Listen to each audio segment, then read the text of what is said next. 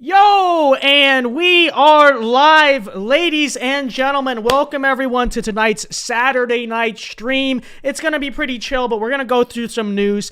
I know I originally said it was only going to be a Q&A stream, but there is too much news to talk about right now, and not all of it can be covered in videos, etc. And so what we're going to do tonight, go over a few stories, and then I'll open up the chat to Q&A, because I did promise that it was going to be a Q&A stream, and I'm sure that's what most of you guys seem to enjoy. But right off the gate, I want to say, be sure to leave a like on the stream if you are watching live or watching on the replay. And thank you for 40,000 subscribers. I know it's almost a little bit artificial because it's all from like shorts and it's like a rapid blow up, but I'm sure we do have some genuine new people watching the stream right now. So thank you very much for tuning in, and it's going to be a lot of fun. One last thing before we formally get started here. I have a new computer. See, I've been hinting for a while. I was like, because we always have so many technical issues on this stream. Part of it is because I'm incompetent. I will grant you that. But a big part of it, too, is that my computer just sucked. We were on, like, this old MacBook. It wasn't great. Well, we have a new computer. Hopefully the streams will be much better as a result. And check out the setup. So we got this. We got the webcam on the side. And then, whoa, we have graphics, and they actually kind of work. Isn't that insane, folks? We really are indeed moving up. So yeah. So all right. The stream is so chill. Vince is shivering on the stream. What does that mean? I am shivering. It is pretty cold because I have the fan on. Maybe I should turn that off. But, all right, let's get started tonight, folks. Again, be sure to leave a like on the stream, and it'll be very fun tonight. So, a couple of things I want to go over. First, we're going to talk about the pressing issue on everyone's mind, which is, this recent death in police custody, and I should turn off this fan before people are like, why is he shivering? Is he on drugs? Like, what's going on there, buddy? Am I really shivering that bad? Can people really see that? I don't even know. Okay. But yeah, we will be discussing this right here, okay? There's this incident in Memphis. Guy died in police custody. And, I mean, I'm sure you guys have seen there's a lot of looting going on, a lot of riots going on. First thing I will say, okay? We get it at this point, okay? We've been through it in 2020. I don't have to rehash the whole argument. You guys are really just destroying your own communities. Can we move past that for a second, okay? Let's be totally honest. All this is just, communist, anti-American activity, etc. That's all to say that there should be no excuse for this, okay? The Department of Justice sent out today a letter saying that it was like warning, I think, the state of Tennessee about rioting and warning all these like different mayors. Oh, they're predicting riots tonight. Yeah, no duh. Here's the thing, okay? You could look at Minnesota and be like, look at these crazy lawless Democrats, look at these liberal policies. There is just absolutely no excuse. Vince, have you ever done drugs? No, I have not. Okay. But there is no excuse tonight. Tennessee is a Republican state, Republican governor. There is no reason why rioting, really of any form, should be happening on the streets of any red city, of any city in a Republican state anywhere. I understand Memphis, the mayor's probably not on your side. But you're the governor, okay? You have the National Guard. And so this is all to say, here's what happened last night. So, by the way, be sure to follow Jorge Ventura on Twitter. Great guy, great friend of mine. He's out there covering all this stuff right now. But, last night we had this looting of a GameStop. They broke into GameStop. And by the way, okay, just warning, there might be some vulgar language, vulgar images, whatever. Okay, just warning for YouTube, you might run into some of it. It's live broadcasting, obviously, but so this is from GameStop in Memphis.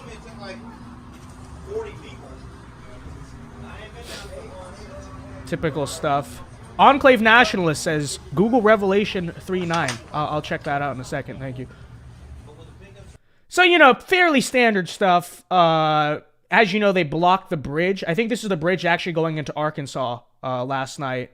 And so there's I don't understand that, because I feel everything, bro. And look, man, holding up traffic ain't gonna do nothing. That's what we do, bro. This black truck driver is just trying to get through, and they're not letting him.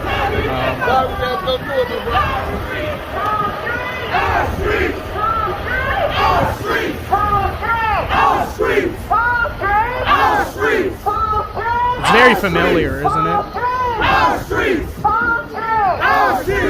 A lot of deja vu there. And then, so yeah, there's some shutting down the bridge more. And check this out too, okay?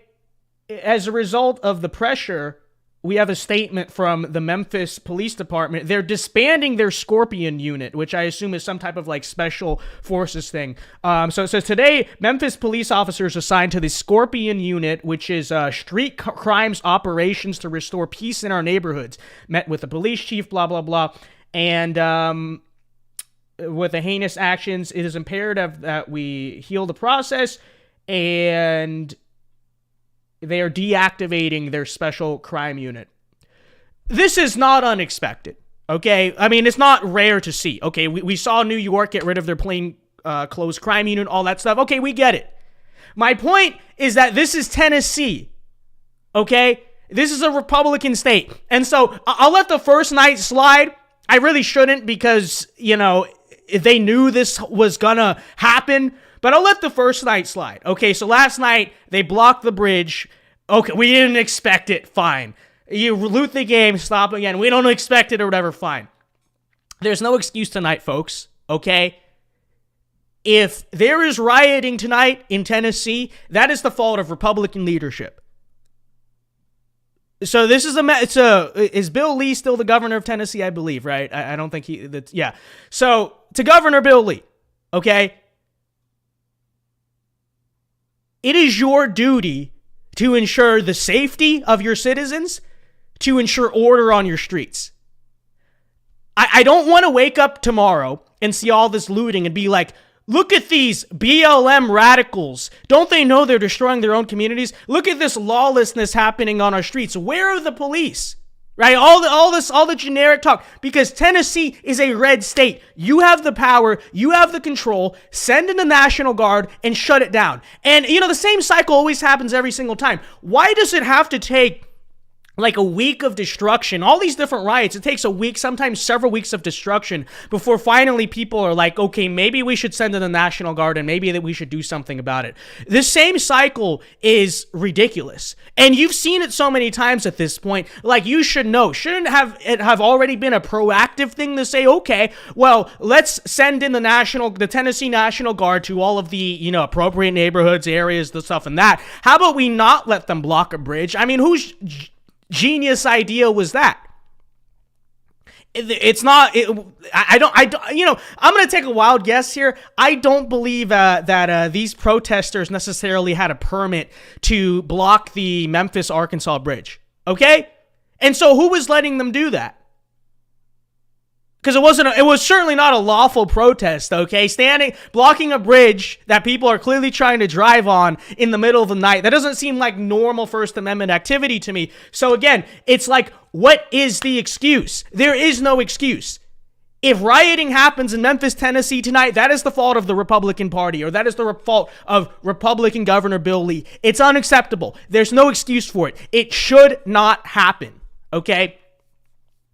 And, there's a similar thing happened, if you'll remember, in Georgia in 2020. And you look now at kind of the political state of Georgia. I understand there are other factors at play. But remember when, like, Atlanta was just a disaster for several days on end, weeks on end, And it seemed like the governor at the time was sort of coy about putting that down. Yeah, what has happened to the state of Georgia since then? Folks, there's no excuse. Okay, there is no reason that that any of this should be happening in Republican states. What are you even scared of? You know what I mean? Because first of all, let's approach this from a political perspective, and I don't think it's the most effective way to approach it. Because don't get me wrong, like it really is something that should transcend politics. The idea that it shouldn't be a thing that people are like looting stuff and burning down cities and all this, whatnot. But it really is a bread and butter issue in many ways. It really is an issue that is so easy to make popular with people. Okay, people like law and order. People like stability above anything else, And historically, in American political history, the candidates that have come along and promised law and order have been very popular and very appealing to a lot of people. So there's no political excuse for it. Oh, you're scared of the woke mob. Oh yeah, you mean like the liberal minority in the state of Tennessee? Like, what are we even thinking? What's going on here? Okay, now so that's not an excuse. I don't know. So anyways, let me not forget, I know Enclave Nationalist in chat told me to Google Revelation 3:9. We will do that. I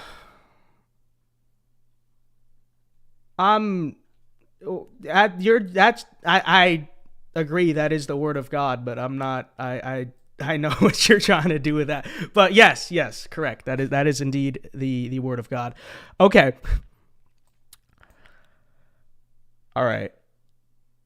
Back to Tennessee here. And so, there's that front of it. There's no excuse. No excuse, folks. But the other side of this I wanted to talk about is, let me see here. I think Bryson Gray tweeted about it, so I'll pull it up from him. But let's talk a little bit about the liberal response you are getting about, because here's the thing about the whole situation. No, I don't want to. Okay, cool.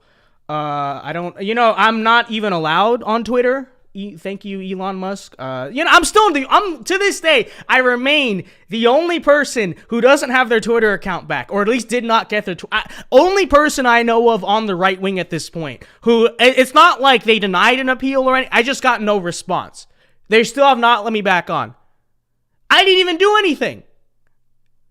They banned me because another fool does a Twitter space and they just ban me as part of the, that's what has, like, they just, I didn't do anything. I didn't tweet anything and to this day, despite not even violating even any of the past guidelines, I'm still the only person on the right wing who doesn't have his Twitter account back. It is shameful. Elon thinks you're too based for Twitter. Real. No, I am. I must, that's my conclusion. People always say, people can call me whatever they want, right? Oh, he's a grifter, right? That's what like the left calls me, which is apparent. Like I've seen that a lot, right? Because I make right-wing content and I'm a minority, so I must be a grifter. And then people are like, oh, he's a controlled opposition, this and that. Look, I'm the only right-winger right now who did not even momentarily get their Twitter account back yet. So, I must be the greatest threat to the system there is. That's all I'm going to say. The system truly fears Vince Dow. Many are saying this. But anyways, you have this opinion article from Van Jones that says, opinion, the police who killed Tyree Nichols were black, but they still might have been driven by racism. Okay, so this is the take you're getting from, BLM America, because that's the great mystery of the whole situation, right?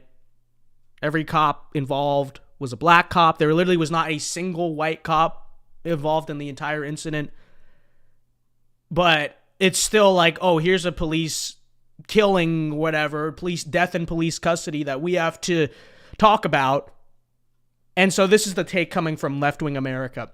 And now here's what I want to point out. There's kind of a serious point behind this, because most people are just rolling their eyes, and that's a generic right-wing reaction. It's just like, what the heck are you talking about? Which is true. I don't want to downplay that, because this is indeed very stupid, like downright idiotic of an article to read. The police who killed them were black, but they still might have been driven by white supremacy.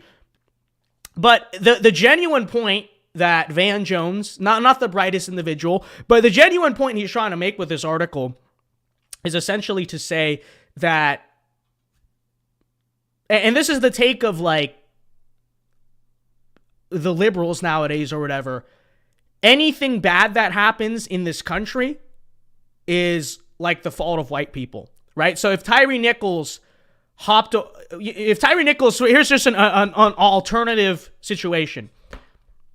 He was riding his bike, and because the road wasn't so good, there's like a rock on there, and he tripped and fell over the rock and fell off his bike. You know, they would figure out a reason why that was driven by racism, right? Why that was driven by specifically white people. Okay, let's like be more specific here. Anything bad that happens to any black person or minority ever is always the fault of white people. And obviously that sounds kind of deranged, because it's like, well, here's like other black people killed a black person, and that happens all the time.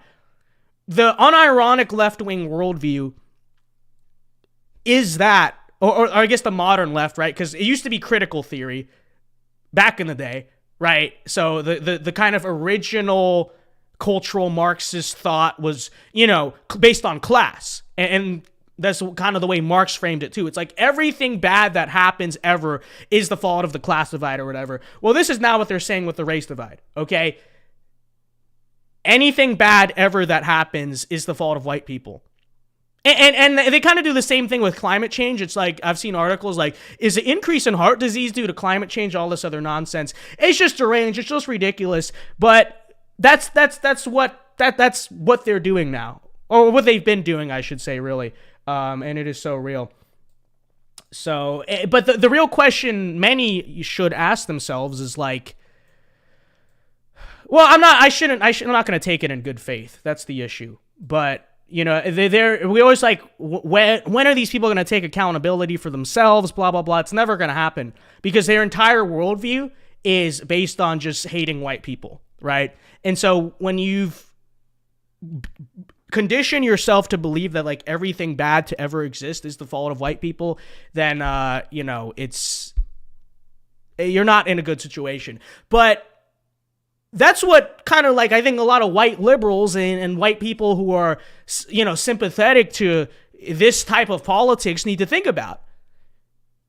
You know, it's like, think about what Malcolm X said about the white liberal, right? And it's really funny, because conservatives always like take that line out of context and try to, even though he was attacking white conservatives too, but it's like, you know, the whole line about, you know, the white liberal is just as bad, the white liberal is actually worse than the white conservative, blah, blah, blah.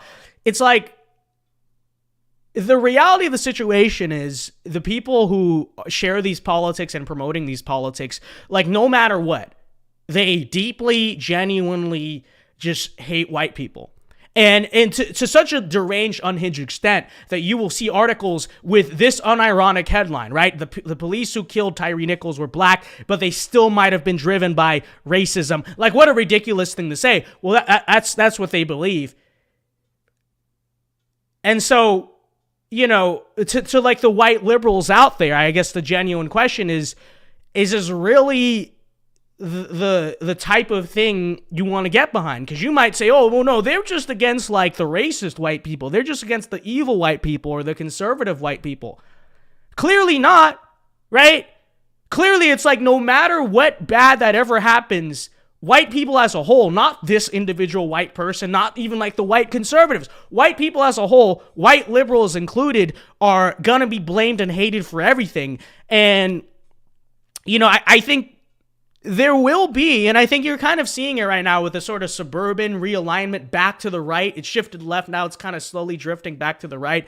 I think you're going to see a genuine point where even like center-left white people and even like some former white liberals and, you know, just people in general who see how ridiculous it is, but I'm framing it like this because I feel like that's the group that's, you know, ultimately going to realize it the most because they're getting talked about the most.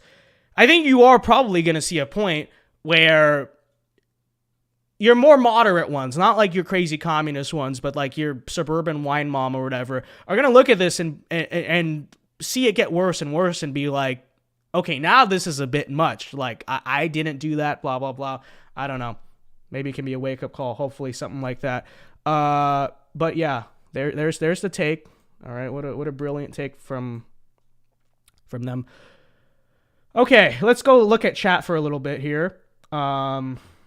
Well, they loathe themselves. So, well, that, you know, that part is true. That part is true. Stop using the headline and at least read the article. Okay, let's do it. I would argue I very accurately framed the actual argument of the article. But okay, all right. Let's do that then. Hold on, let me see. Let's see. Van Jones. I'll change the screen in a second. Van Jones. Cops racism. Is that enough keywords? Let's see. Okay, all right, here we go. All right, I found the article. Let's let me turn this off real quick, and then we'll try to, let me see if I can share this screen. My tech works much better now, by the way, so hopefully it works. All right, window capture. Okay. All right, fine. Since that guy wanted, let's give the article a fair shot. All right. I really wonder what this is gonna make the case for. All right, let me zoom in a little more so you guys can see it. Okay, that should be good. All right. Opinion: the police who killed Tyree Nichols were black, but they still might have been driven by racism. What's with this new thing of like capitalizing black? Have you guys noticed that? No, I don't want the news summarized each morning, CNN. Thank you very no, I would not like that.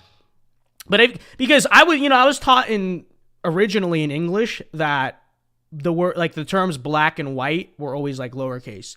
But I remember starting in 2020, there was always they started a movement to capitalize the B in black. It's just, let's just change English. But let's pay attention to that. Let's see if the word white, which I assume will show up in this article, is capitalized the way black is. Pay attention to that. That'll be an interesting thing to see, but okay.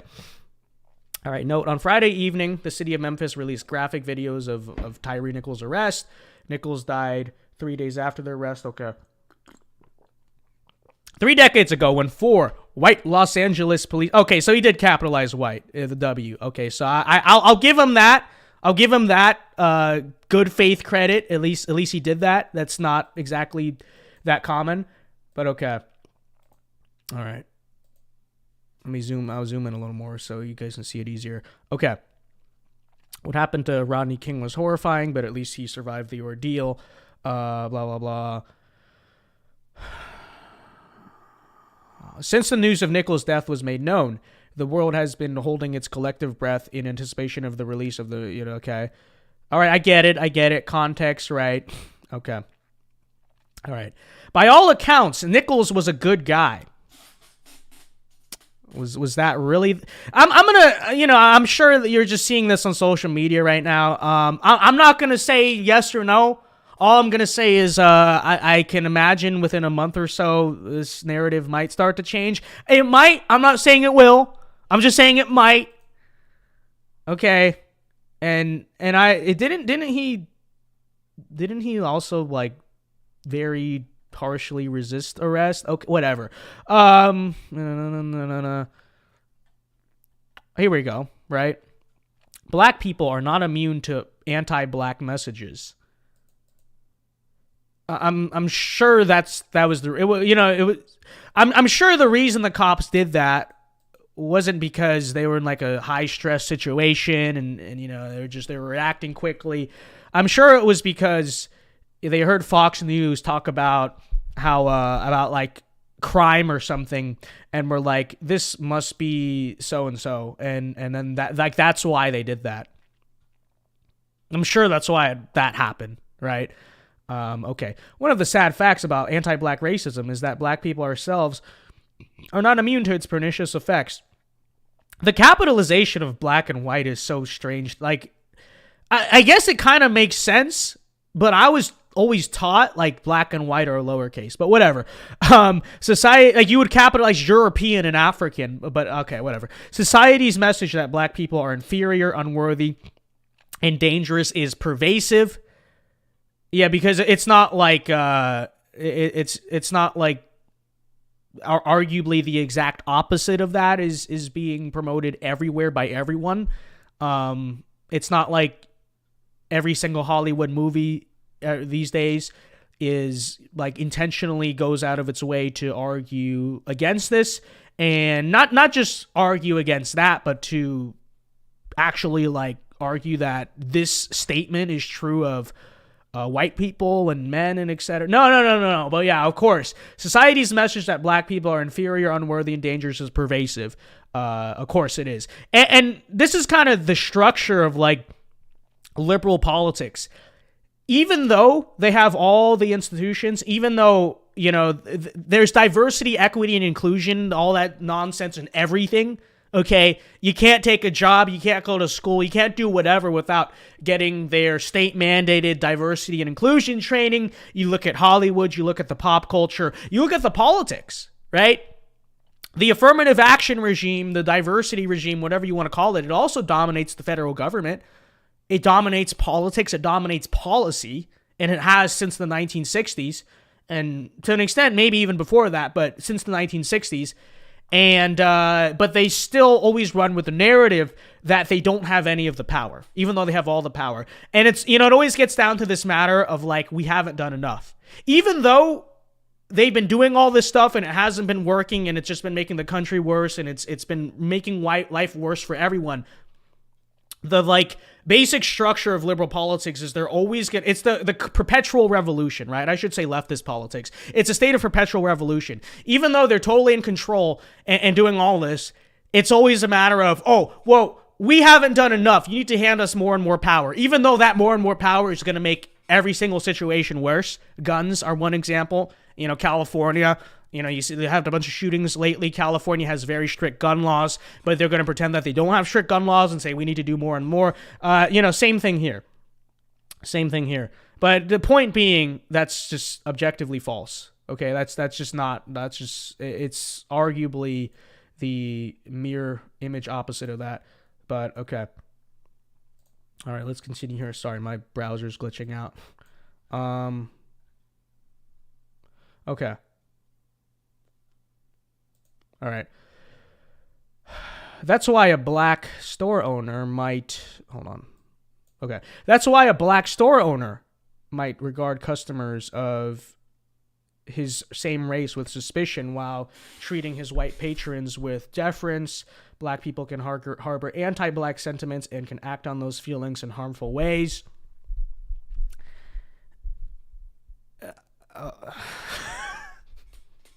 Okay. Black cops are often socialized in police departments that view certain neighborhoods as war zones. Because they are. What is that famous statistic that it's more dangerous on the south side of Chicago than Afghanistan? It's objectively a war zone. And, you know, you always want to talk about weapons of war. AR-15 is a weapons of war. You know where they really have the real weapons of war is the places where, like, the cartels and everything bring in, like, you know, automatic weapons and all this crazy nonsense.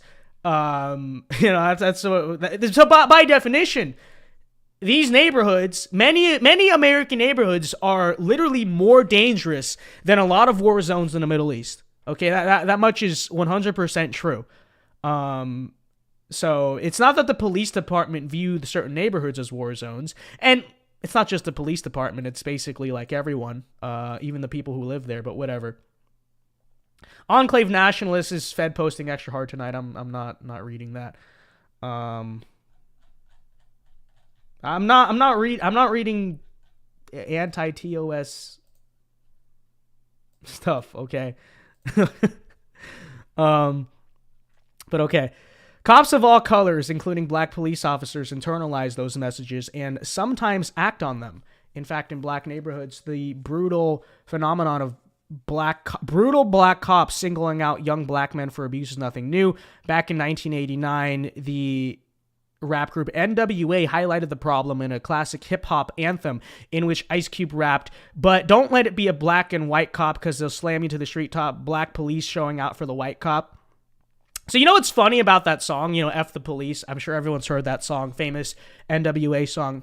So it's like, in that song, they're like, thinking every N-word is selling narcotics, you know, like those are the lyrics and stuff. But it's like, you listen to their other music, and even in that song, they literally they themselves say, well, like, what's the basic message of like 90s rap from, NWA? It was like, I kill people, I sell drugs, I gangbang, I do all this stuff. I do drive-bys, whatnot, this and that. That's literally what every single NWA song, besides sex, some of them are about sex. That's basically what almost all of them are about.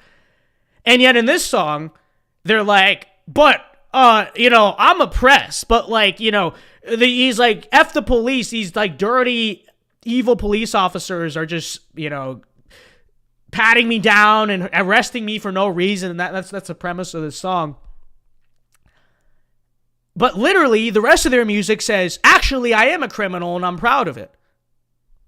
And it's really funny. They always hear this argument about Tupac, about like NWA. People say they were actually revolutionaries, right? They weren't just like ghetto thugs constantly rapping about the things they were literally rapping about, right? Just killing people, drugs, all that stuff, robbing stuff. Actually, they were like social revolutionaries. Well, how were they social revolutionaries? Well, when they were rapping about killing people, it was the famous line is like, it's about the reality of the way of life. They're actually criticizing the way of life through the lens of the art. And it's like, okay, first of all, that's just not true. Like, I agree, you definitely could make music like criticizing the stuff that goes on in sort of like a dystopian way, right?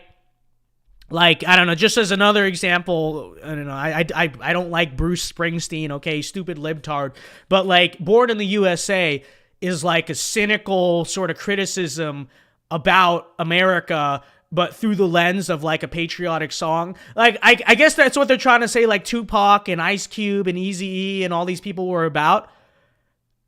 But literally, you read the lyrics of the song, it's not any type of like 5D chess cynical criticism. It's just like, yeah, I killed this guy and I'm proud of it. Tupac literally, like, part of the reason, arguably, he got taken out, people, the CIA took him out. I mean, I don't know, maybe, but it was also true that, like, didn't he actually make a song just straight up saying, like, dissing all these different famous people and saying, like, he wanted to kill them, this and that? There's a difference between saying, oh, I'm like criticizing this through the lens of art and what these people were doing, which is constantly just, the lyrics are like, I kill people, I sell drugs, and I'm proud of it. Read, very vulgar, okay, but read the lyrics of Straight Outta Compton, Boys in the Hood, any of these songs, any of the Tupac songs, any of the NWA songs. The message is, nowhere in the message is like, this is bad, we need to stop killing each other. It's always, this is what I do, and that's cool. I gangbang, and that's cool, etc., etc., and I feel no remorse about it. And so the basic premise of, like, F the police isn't that, oh, I'm an innocent black guy who's doing nothing wrong.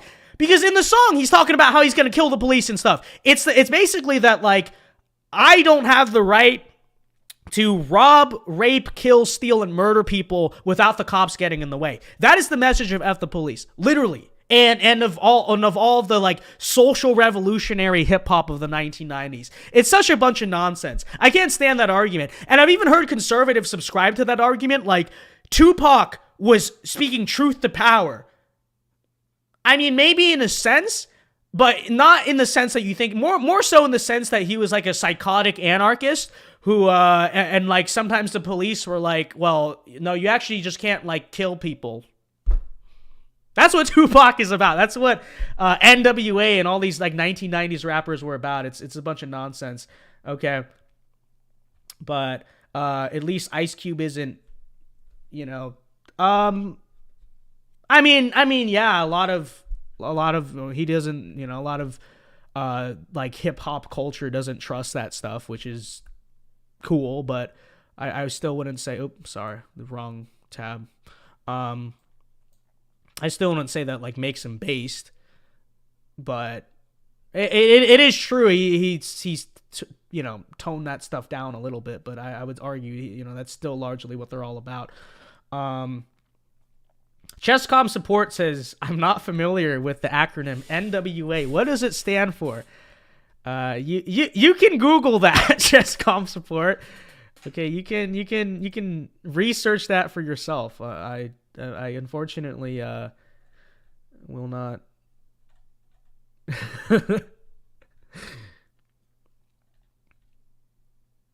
But yeah. Stop simping for gangbangers, real. Enclave Nationalist is sending super chats. He knows I can't read, okay? Like, it just... Thank you for the super chat. Born in the USA isn't anti-American, but it's not a pro-America song either. It's a good song nonetheless, honestly. Well, it is kind of just like a... some points, I guess, raised in the song are true, but it is really in many ways like a cynical, liberal criticism of America. Or at least that's what it was intended to be. You know, that's what it was intended to be. Vince, did you buy a gaming PC? Yep. That is indeed what I got. It's dropped like almost $2,000. Actually, did end up to be $2,000 with all the pieces. But hopefully it will be worth the investment, because we could do a lot on this. But okay, all right. Let's continue reading the article.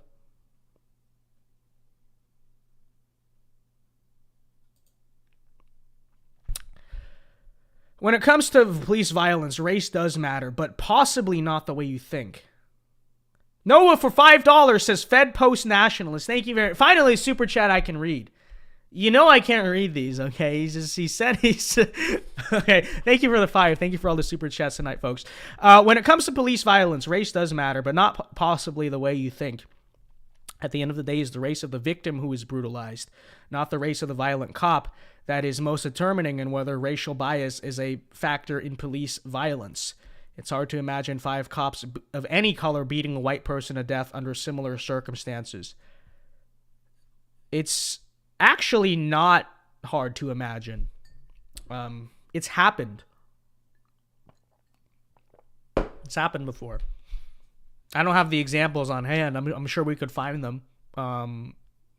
Same thing with like the whole... Was it the Elijah McCain incident? I mean, there's like a white parallel to that. It's just that you don't hear about any of it. You know?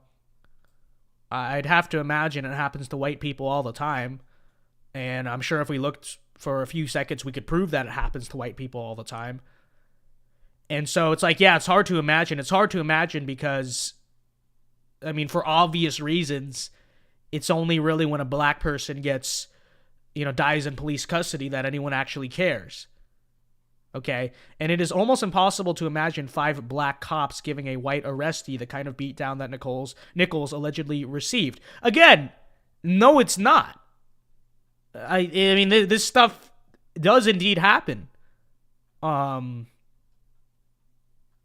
anyways, stricter oversight is needed regardless of the race of the officers.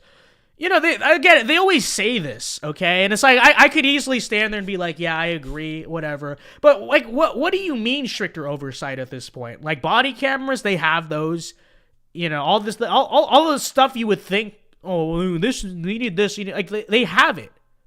What is it at this point where it's still like, stricter oversight? In short, racial animus can still be a factor even when all the perpetrators are black. It's especially true if these actions are part of a broader pattern and practice with the police department in Memphis. People often impress people who look just like them. Because more white people are... I see white people in systemic racism. They literally cause everything. Right. Well, so not watch the video. All right. Let's get to what the argument is here. The key to reducing the incident of police violence is stricter oversight and swifter punishment. Isn't that interesting? Because police violence, whatever, it happens very rarely, but it happens. What if I plug this in and said the key to reducing the incidence of violent crime is stricter oversight and swifter punishment? Because, I posted some shorts from like the Vice panel and stuff about this, where I was basically saying, well, part of the reason and you have these Asian hate crimes or whatever is because there's such lawlessness in the streets that people are just running around doing all sorts of crazy stuff. And what I said was, like, it's not a good idea to let criminals out of jail. It's not a good idea to, have very soft on crime policies and not punish criminals. And all these comments from all these different liberals and, like, fake independence or whatever, that doesn't work, bro. Punishment doesn't work. We need rehabilitation all the time. Even though it's very common sense, strict punishments are generally a deterrent for crime. That seems like it would be the case. It is the case. No, it doesn't actually work. Because Portugal, even though Portugal is a totally different country from America, Portugal doesn't have punitive justice, and they have a lower crime rate than us. And it's like, I don't know if that's the reason, buddy. But regardless, so now what they're saying when it comes to police violence is that actually punishing them or whatever is good. The implication being that strict criminal punishment discourages something from happening. And again, the admission of this is, in fact, liberals do know, and leftists or whatever, they do know that being tough on crime prevents crime. It's just that they are the party, and they are they support crime. They support crime. They want violence. That's exactly what's being said here. Enclave Nationalist for $5, thank you very much, says, I watched a video that said only Zoomers can know who these people are, and I knew none of them. Okay, thank you for the $5. Thank you. Okay. The incidence of reducing the incident. Okay, we need more of that, and not just when the cops are black. Civil rights advocates once pushed for more racial integration in hopes that black cops would lead to less police brutality. But while racial integration is important for basic fairness and opportunity, it is not a panacea against police abuse. Whatever. Any system that needs... okay. All right, so we read the article. Again, it's just saying nothing. Oh, why does it keep happening? We need so-and-so. And, like, very vague policy. They can never define what they actually want. Not unexpected. Okay. Whatever. We continue. Anyways, while we are moving between stories here, everyone do me a favor. Be sure to leave a like on the stream right now. Okay, leave a like. If you want to support the channel, support the work, you could super chat, or you can just leave a like. It's all valid. It all works. I appreciate it very much, okay? Let me see. How many likes are we at right now? We are at... I can't see. 75 likes. Okay, can we get to 100 likes, folks, by the end of the night? That's a reasonable goal. We could probably surpass it, but everyone go leave a like on the stream right now, okay? I very much appreciate it. All right. Let's see. Noah Bodie. Is Noah Bodie a different person from Noah Boyd? I'm pretty sure he is. But that's very interesting. We have two super chatters with very similar names. But thank you very much for the 5. He says, Tony Timpa and Daniel Shaver are prime examples of whites killed by police brutality. John McWhorter has a great article in The Atlantic about it. Thank you for the 5, and there you go. There are 2 of your names, okay? We know it happens. Of course it happens. It's only obviously covered when it happens to black people for, reasons we understand, right? We already know. But yeah, thank you very much for the 5. John Willard says it would be cool if Ronna was the Republican nominee in 2024. So John Willard not only wants Ronna to be leading the RNC, he wants her to be the whole nominee. Okay. Well, anyways, that's the story we are transitioning to, which is, as you probably have heard by now, Ronna Romney McDaniel. And allow me to say that every single time we say her name. I feel like we don't point that out enough. It's like if we say it in the first sentence, and then it's a gotcha, and then we move on, and we go back to calling her Ronna McDaniel. I feel like we need to make it a thing. Call her Ronna Romney McDaniel in every single sentence. Because the social conditioning there will be much stronger, right? Repetition is key, pattern recognition. Even though a lot of people by now know that her middle name is Romney, she's still Ronna McDaniel to us in her head, and that doesn't help the image there. It softens her image, which we can't have that, okay? We need to ruin her image as much as possible. So, I'm sure I'll forget a few times, but the goal from now on, we're going to call her Ronna Romney McDaniel every time we say her name. Okay, the social conditioning there.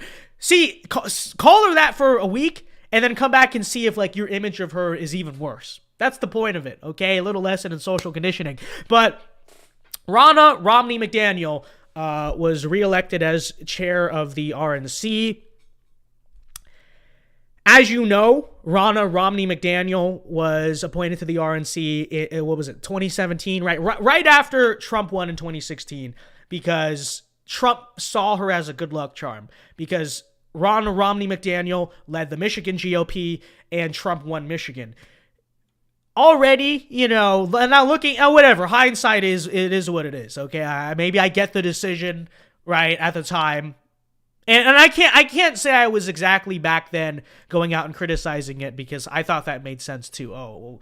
But I also didn't realize that it was Ronna Romney McDaniel, which would have already lit red flags. But we don't have to speculate anymore, okay? She has a proven record of failure in leadership.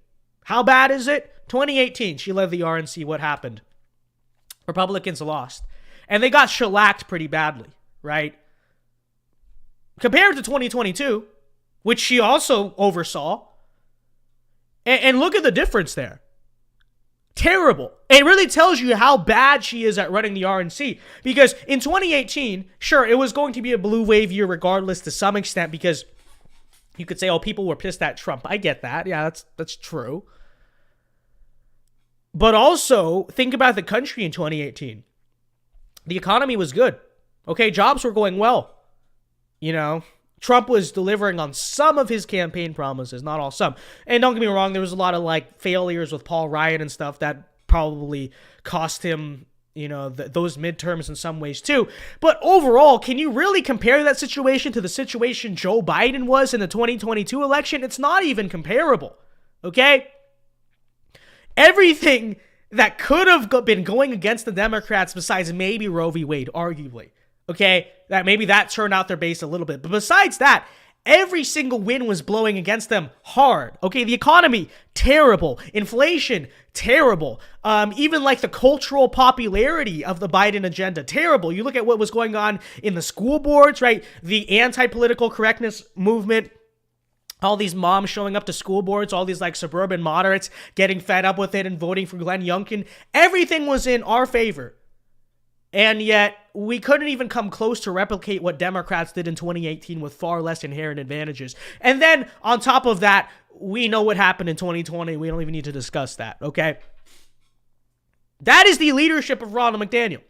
She has not done as, you know, she's been leading the RNC for what, like 6 years now?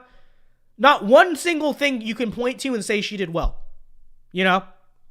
Besides, supposedly an election in 2016 that she was responsible for flipping one state for Trump, which also is not even really true, right? Because, yeah, I guess she said, oh, Trump, you need to do one more rally in Michigan. She kept pushing for that.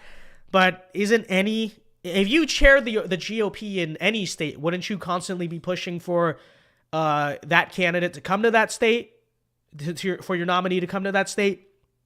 It doesn't seem like anything absolutely super revolutionary and groundbreaking, right? And it's also like, okay, Trump won Michigan, fine. But he also won Wisconsin. Ronna McDaniel wasn't responsible for that. He won Pennsylvania. Ronna McDaniel, not responsible for that. It almost won Minnesota. So it's almost like in 2016, him and his campaign was doing really well in the Midwest, and Ronna McDaniel really didn't do anything. She didn't do anything, okay? We got a super chat for $5 from Christopher. I feel like I've been saying your name wrong this entire time. I always say Laurie, which is like stupid, isn't it? Wouldn't it be Larry or Lori? It's Christopher Laurie, isn't it? I'm an idiot. I've been saying his name all. Is that how you say? You never correct me, okay? But I've been saying his name wrong for years. But Christopher, for $5, thank you very much. Says, just remember, we have not seen a red wave since 2015. Exactly. We have not seen a trifecta victory since 2016. Exactly. All before Ronna was chairwoman. Well, that's exactly the point I'm making here. And there genuinely is not like one single impressive election that you can point to and say was because of Ronna McDaniel, right?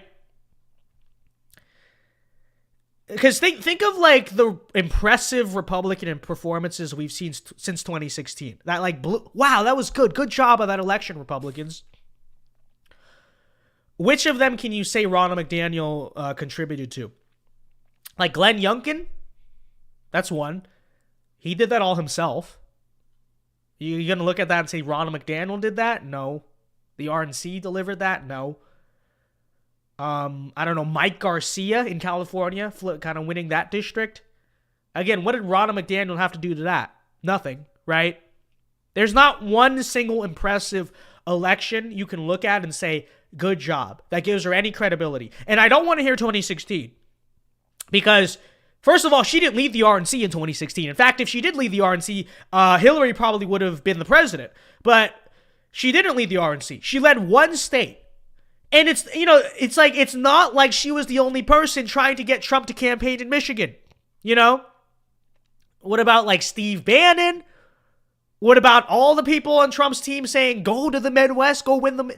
Oh, Ronna McDaniel did it. Really?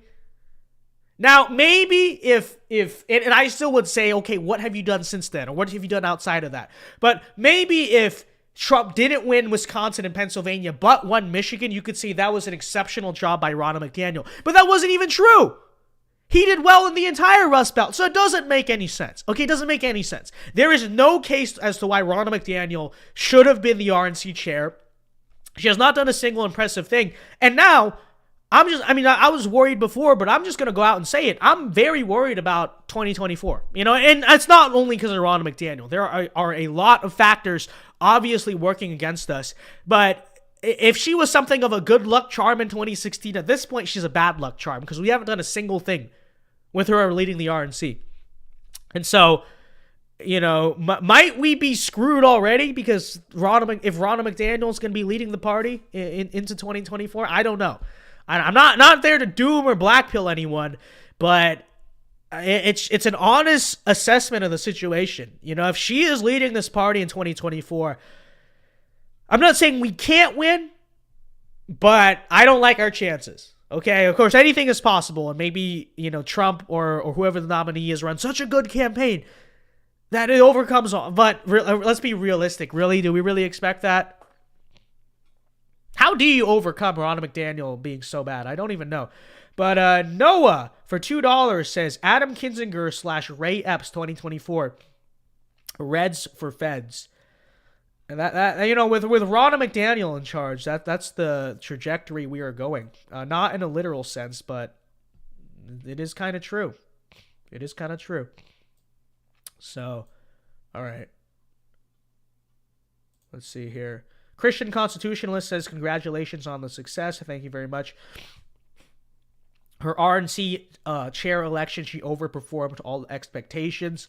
I mean, kind of, but it shouldn't even be contentious. It's very rarely contentious. It is very rarely a battle for, like, who's going to chair the RNC, And can we at least get concessions out of it? I doubt it.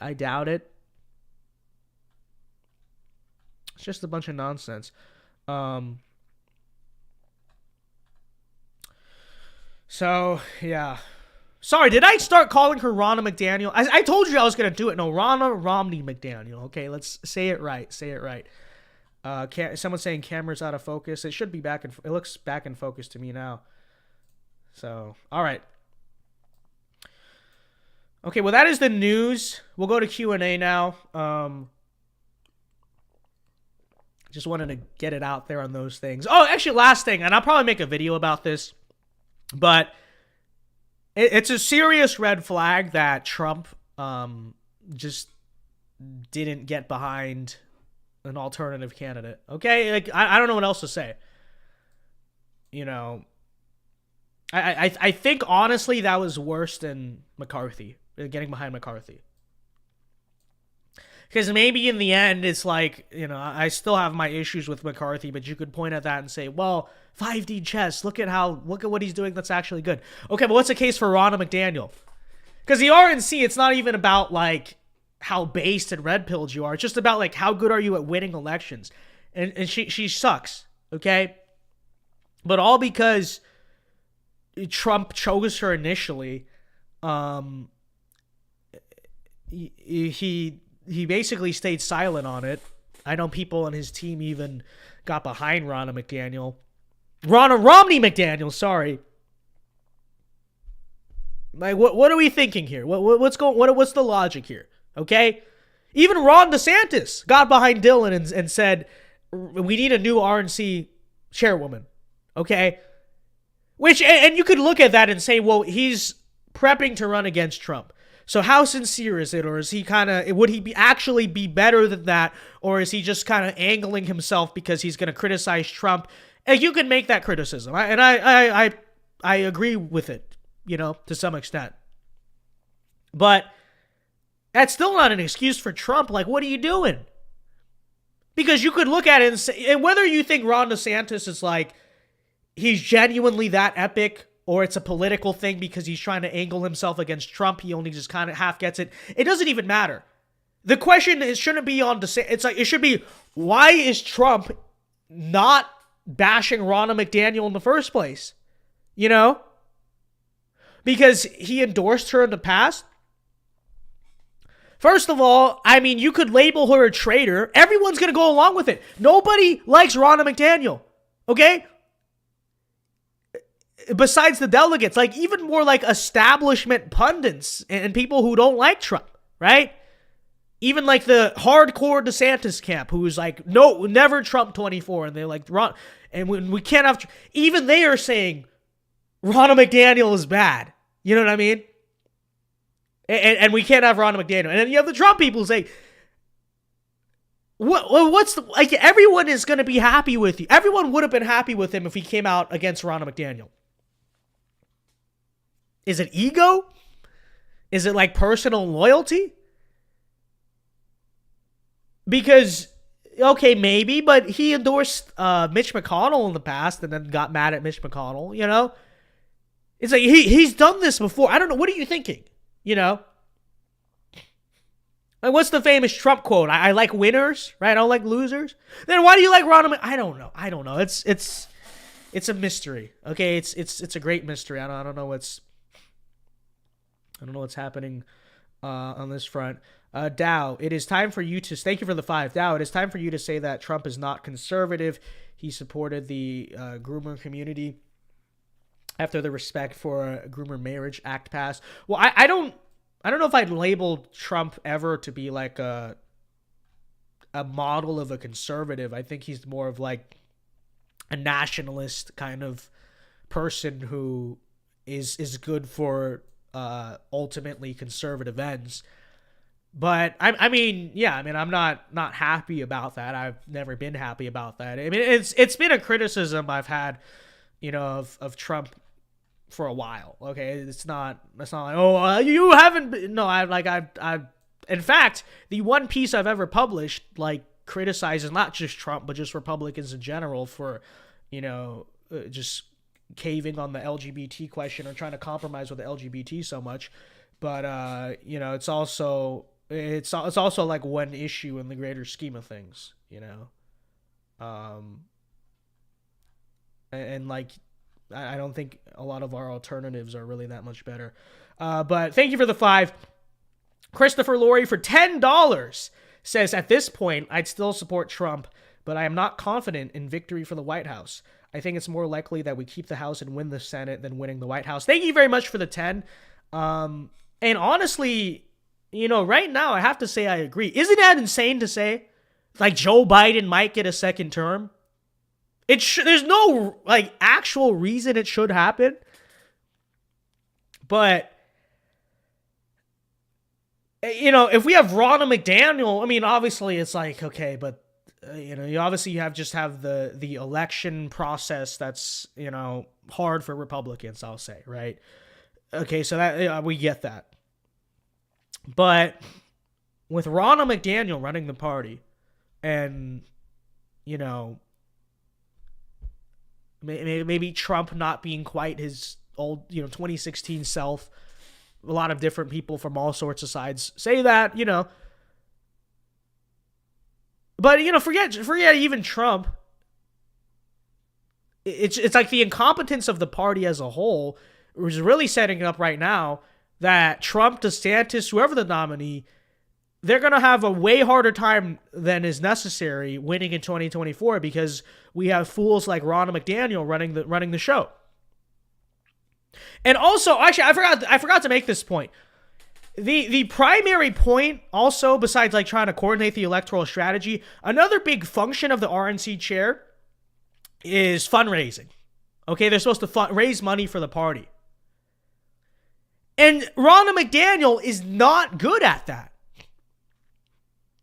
Because the GOP was underfunded in every single election cycle. Okay, and you saw some of that in this cycle, right? You saw, it's like, Blake Masters is one example, but a lot of different candidates, it was like, we didn't have the money to finish out the election. That should not happen. Especially in a red wave favorable year. So she's not good at fundraising. She's terrible at it. And this whole strategy, I assume she invented of where, get a dinner to Mar-a-Lago. The like scam fundraising email where you get to win a raffle or something. Maybe it worked at one time. I seriously doubt it works anymore on really anyone. I'm sure there's still some like older people who fall for it here and there. But I'd have to imagine past like the year 2018, 2019, nobody buys that stuff. It doesn't work. And they're still doing it. And now what's happening? The RNC isn't getting the money it needs. And then from the big name donors, she clearly isn't getting it from there either because on all sides, the GOP is underfunded. What a disaster. What a disaster.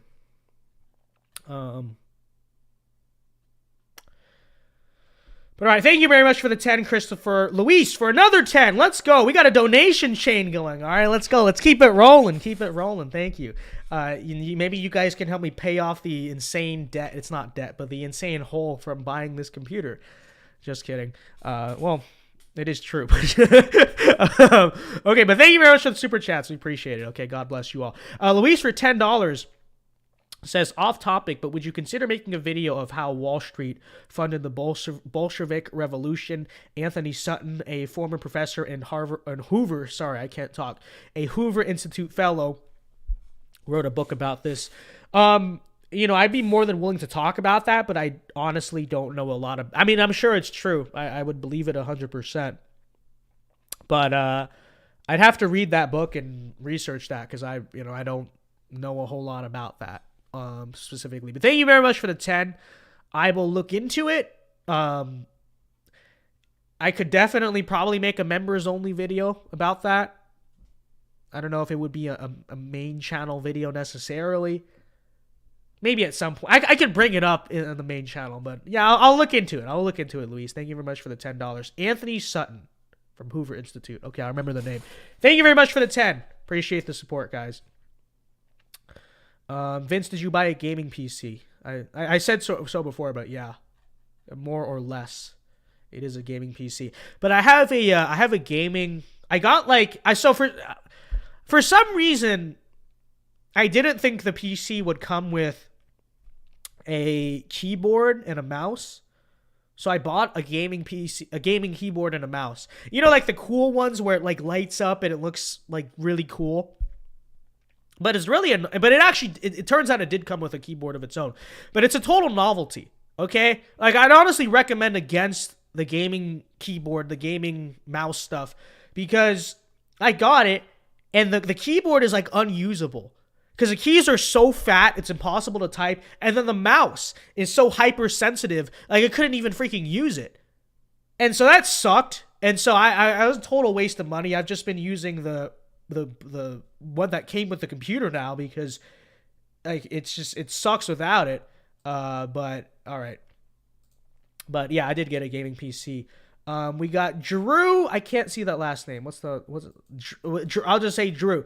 Drew, thank you very much. Gifted 1 VinceDao membership. Thank you very much. Shout out to Drew. We appreciate it. I don't know how this gift thing works. Who's he gonna give it to? Who's he gonna give it to? The great mystery. All right. Vince, turn down your DPI. What does that even mean?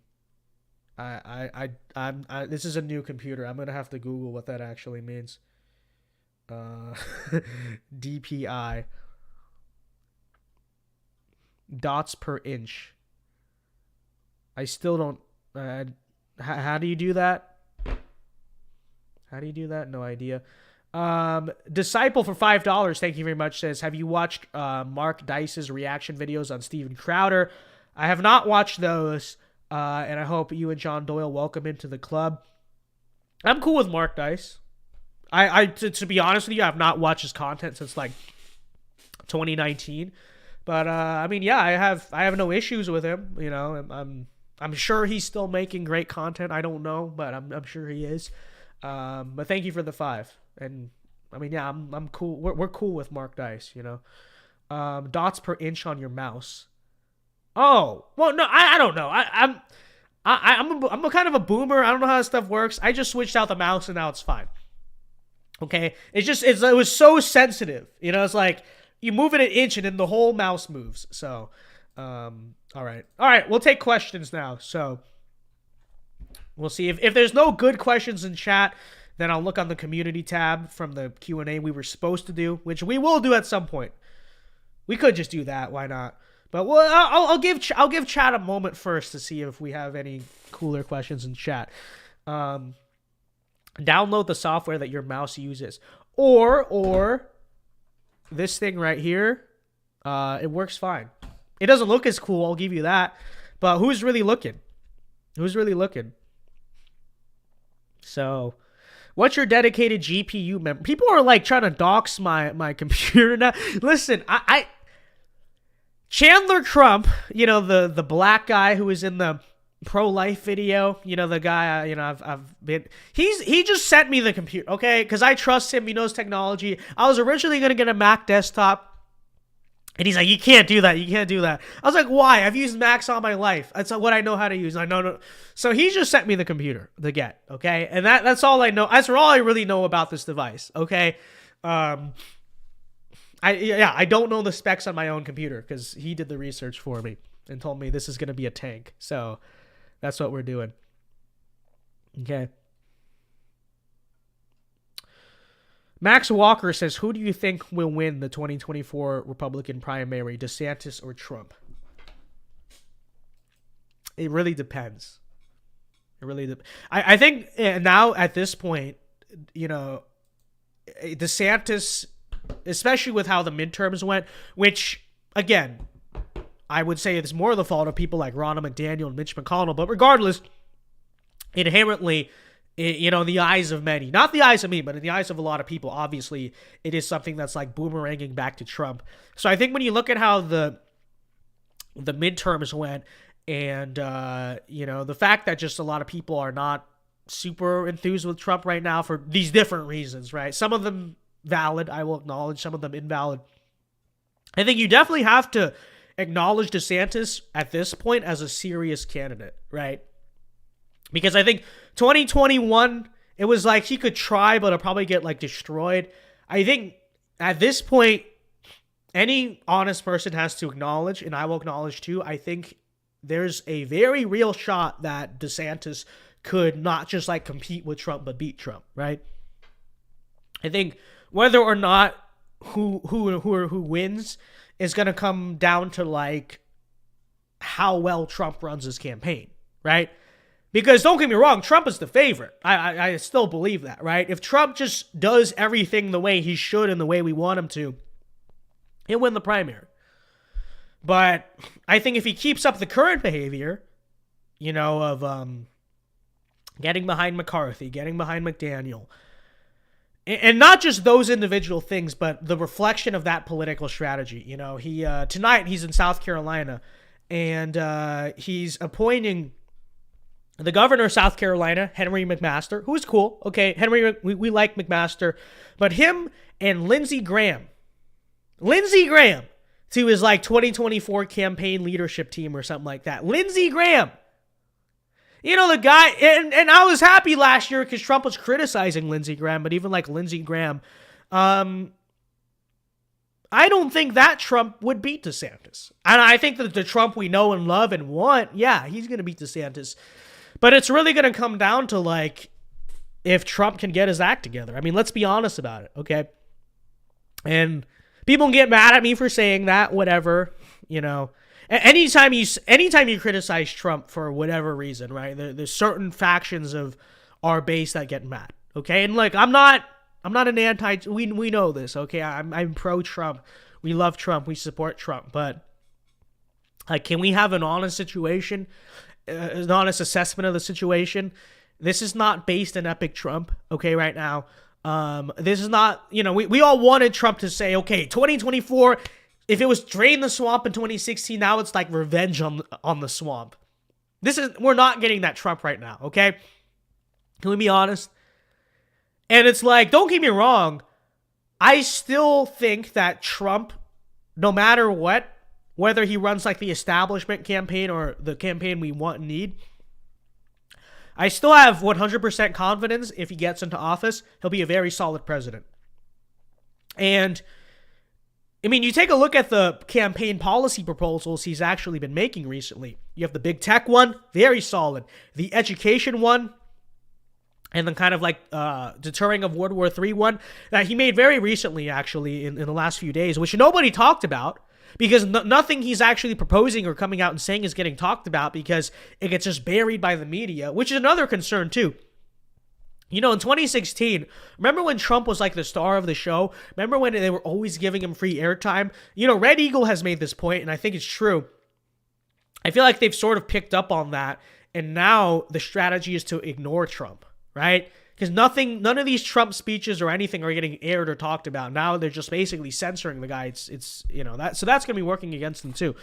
But I'm still convinced, don't get me wrong, that if we do get a President Trump, it will be very solid and a huge A minus at the floor, right? Now, ideally, he goes scorched earth on everything, but I think it would still be a solid presidency regardless. And when I look at the current policy proposals, I'm convinced of that, and I'm confident in that. But the way he's operating right now, it's not going to get him past the campaign trail. Okay, because honestly, when you have Ronna McDaniel, I think she has a 10% approval rating among the base. It's probably from like a Washington Examiner poll, so take it with a grain of salt, but it's still pretty accurate because you're polling the demographic of people who are actually going to be involved and vote in the primary. When you have someone like Ronna McDaniel, who has a 10% approval rating among the Republican voters, and Trump doesn't say anything and is like quasi supports her, and Ron DeSantis comes out and says, we need someone new. 90% disapproval again. Like, how do you think that primary is going to go, right? Like, it's just. So anyways, point being, as of right now, Trump needs to get it together. And if he doesn't get it together, then he's not going to win the primary, to be totally blunt with you. And we have time to change, obviously. But, you know, a big concern I have is that, you know, personnel is policy, right? And right now, you would think we're getting a glimpse of, like, who are the type of people that Trump is going to surround himself with and help form his strategy. And if so far that's Lindsey Graham, Kevin McCarthy, and Ronna McDaniel, then I don't think a lot of people are gonna want that or be okay with that or buy that, you know? So I gotta get it together over there in South Florida. In Mar-a-Lago, folks, okay? It's out of love, but it's true nonetheless. Luis, for $2, thank you very much, says, surprised there are no Haley and Pompeo simps out here. Well, okay, listen, I know we have new subscribers, but can we give them credit, okay? Because I'm sure, like, there's a more diverse crowd of people now who are, like, subscribed to the channel, okay? I'm sure we have more, like, DeSantis supporters and whatnot. But I will also say, okay, it's not like the shorts that we've had blow up are shorts of me going out there and regurgitating neocon talking points, okay? I have to imagine all of you out there who hit subscribe on the video after you saw me saying the things I've been saying, I have to imagine you're pretty cool. Okay, you're already pretty cool. You probably get it for the most part already, you know. And so I wasn't really worried about that, and we don't have that. Okay, what Nikki Haley supporter or Mike Pompeo supporter would find any of my content appealing that wants to subscribe, even if it's not directly about Nikki Haley or Mike Pompeo, because, you know, I mean, my content still is fairly blunt. You know, it is fairly straightforward. It is fairly, you know, pretty staunch conservative, whatever you want to say. But, yeah. All right. Let's see. People are saying earlier that the camera was out of focus. Oh, wait, no, that was a long time ago. Never mind. It's fine. Okay, trust the autofocus plan. Real. I forgot to turn on these lights behind me. That's my bad. Let's see. Boom. All right, real. Enclave Nationalist says, Vince, where do you think the Enclave would be on a political compass? Well, they're basically like crazy, like eugenicists. So probably like center, right? And then at the very top, right? Probably. So yeah. What are your thoughts on Divas from the WWE? Well, they used to be Divas. Now they're women's wrestlers. So that's actually the politically incorrect term. No, I don't know. I haven't watched WWE I haven't watched WWE since middle school. So, I mean, here's the thing, right? Say what you will about the diva thing, because you could argue, like, yeah, it's still like it was kind of like promiscuous or sexual in nature. It was meant to kind of be there for sex appeal, and like I get it, I agree. But you can't look at me now and say that the WWE changing it to like, oh, they're the women's wrestlers and making it about like equality or whatever is remotely genuine. Like it's so forced. You know what I mean? Like it's because it's the same. Like, I get WWE's entertainment, but it's the same concept. Like people want to watch male sports because, you know, the athletics, because WWE wrestling also takes athleticism, right? The moves you can do and stuff like that, the pace of there's a total difference between watching guy and girl wrestling. It's totally forced now, where they've tried to prop it up to be equal, like the men and women's wrestling is on equal levels of seriousness. It's just nonsense. It's very similar to trying to make the WNBA be as relevant as the NBA. I remember back in 8th grade. That was like the start of they're not divas anymore. They're women's wrestlers, and they're equal. They're also the main event, just like the men. And their storylines are made just as important and all that stuff. Like, is anyone really gonna say that? I don't know, the like Sasha Banks versus Charlotte stuff. And don't get me wrong, there was like good athleticism there, and you know, there were decent matches. But is anyone gonna say like that was on equal levels of entertainment as whatever the men were doing? It's very forced. It's very forced, honestly. Old wrestling was good. Yeah, I agree. I haven't not watched wrestling since middle school. But the good old days of really, like, it was through the ruthless aggression era was still good. But whatever is going on now, yeah, terrible. Overwhelming number of WWE fans are guys too. Yeah, this is true. But you know, the thing is they still watch it because, but let's be honest about why they watch it. Okay, I'm not saying I support it or whatever, but let's at least be honest. Okay, like, guys didn't watch the Divas for the same reason they watched the guys, for like the storylines and the spots and all. They were watching them because they were attracted, right? You know, like it was sex appeal is all it was. Okay, which, you know, I get it. Okay, I'm not saying that's like a good thing, you know, whatever, right? But to pretend as if that's not the case currently and has not always been the case, that's just a bunch of nonsense. Of course it's the case, and it's not because, oh, well, you know, they're the female wrestling is just as good. No, it's not. And that's not why people watch it. You know, it's stupid. Noah for $5. Thank you very much for the 5. Thank you very much for the donation train. All right, we got a little donation train going here. I'm afraid 2024 is unwinnable with all the never Trump and only Trump Republicans. We're between a rock and a hard place. We need party unity. I mean, you definitely raise a point. The party is divided. And, like, regardless of the outcome, the party's going to be very divided. Because the inevitable Trump-DeSantis primary is going to be very nasty. Like, regardless of who ends up winning. And I think we know that's inevitable. And even right now, it's already divisive. You know, people are very stone set in one way or the other. So, I mean, I agree with you. And it's a sticky situation, to say the least. But thank you very much for the 5. Yeah, is there anyone out there that has like high hopes for 2024? I'm not trying to say don't get involved. Let's try we're all gonna try our best.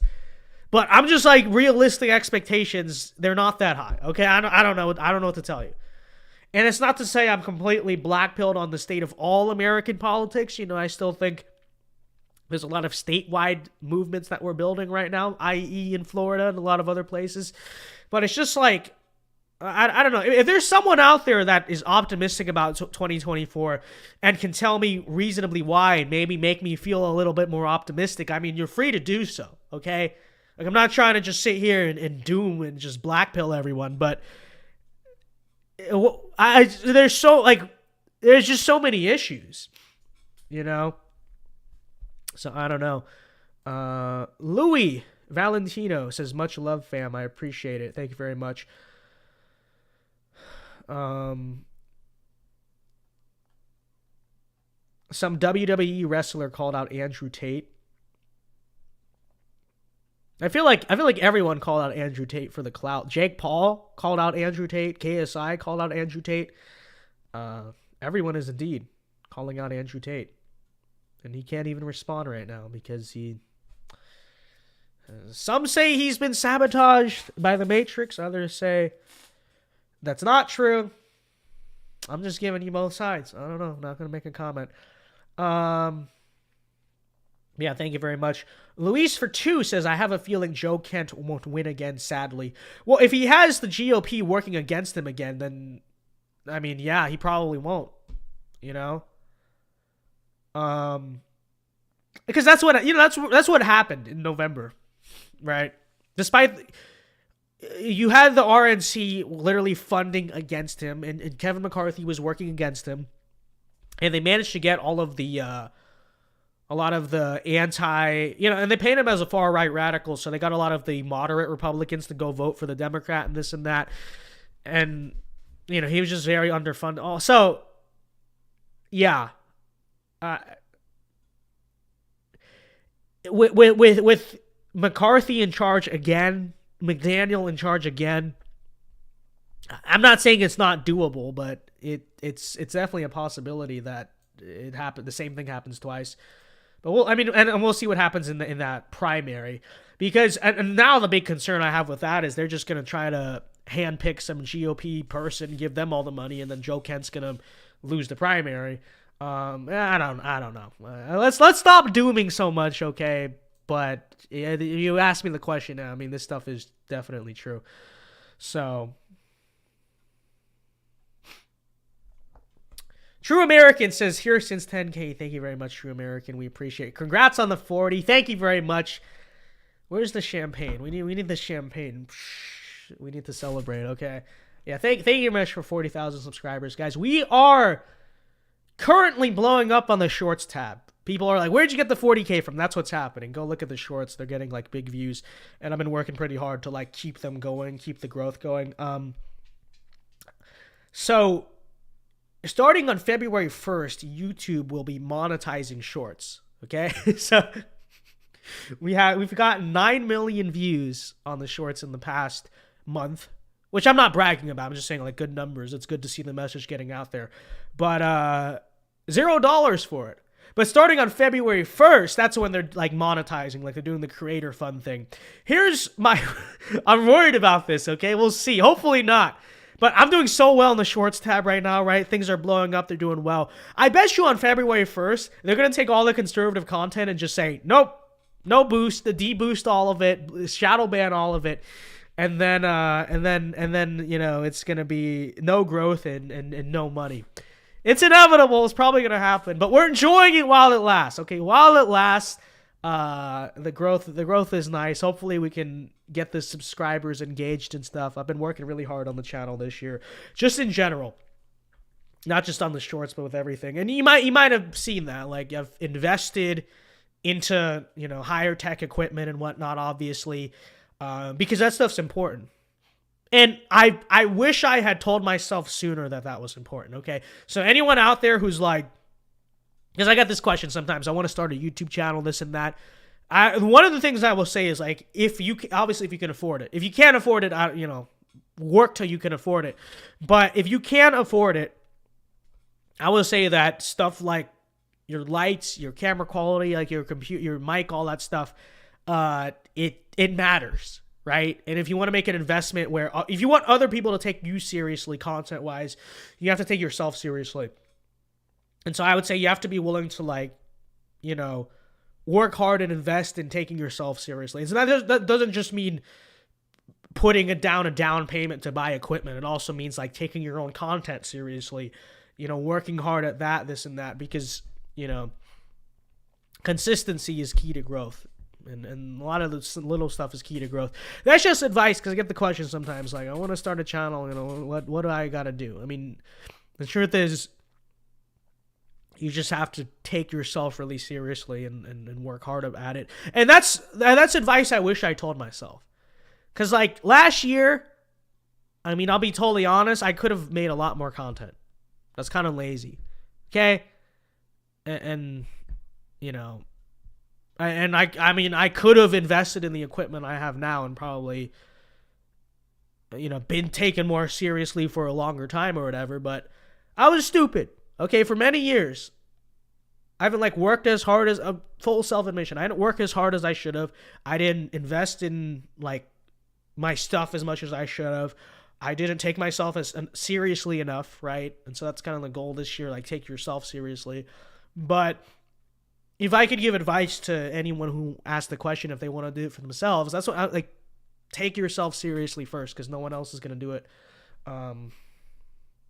But yeah, you weren't lazy. You were touching grass at Tiger Stadium. Well, this is real. That I do not regret doing last year. Real. Me and Rami. I didn't just touch grass. I grabbed the grass. In fact, I have it right here. Wait. People are going to probably think this is marijuana. It looks like it, but no, it is not. It is grass from the LSU end zone from the Bama game. Okay, just to prove, look at the yellow. Okay, it's not what you think it is. It's end zone turf. Okay, just to be clear, that is not marijuana. But yeah, in fact, if I touch it right now, I definitionally will have touched grass today. So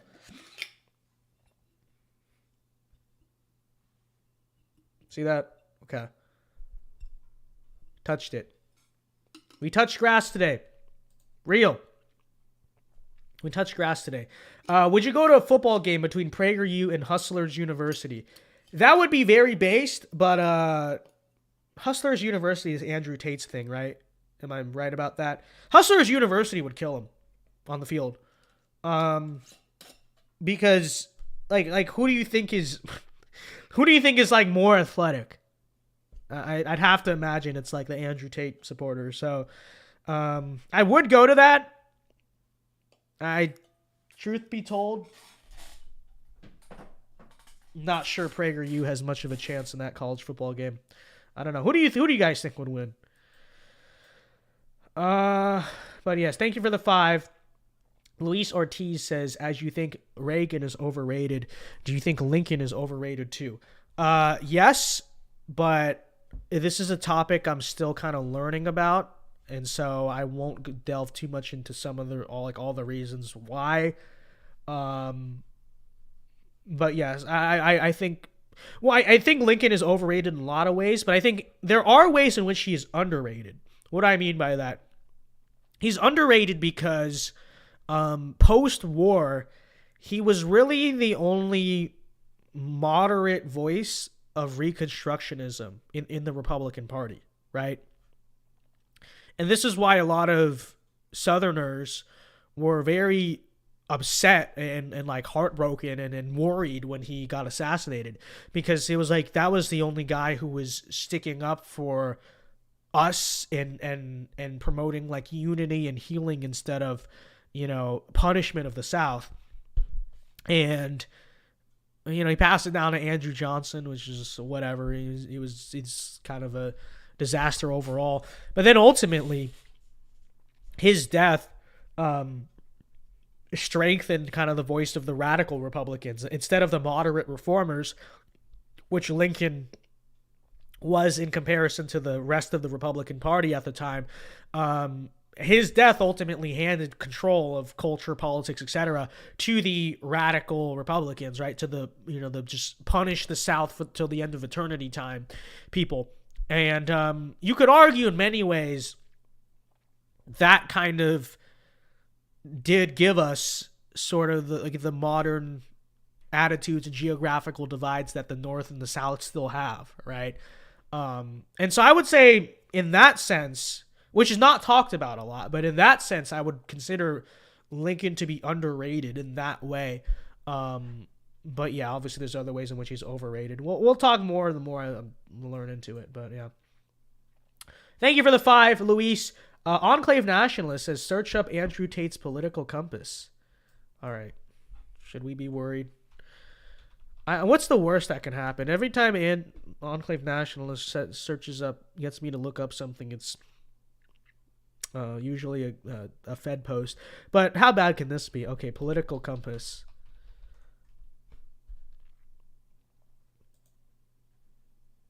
All right, let's see where he is.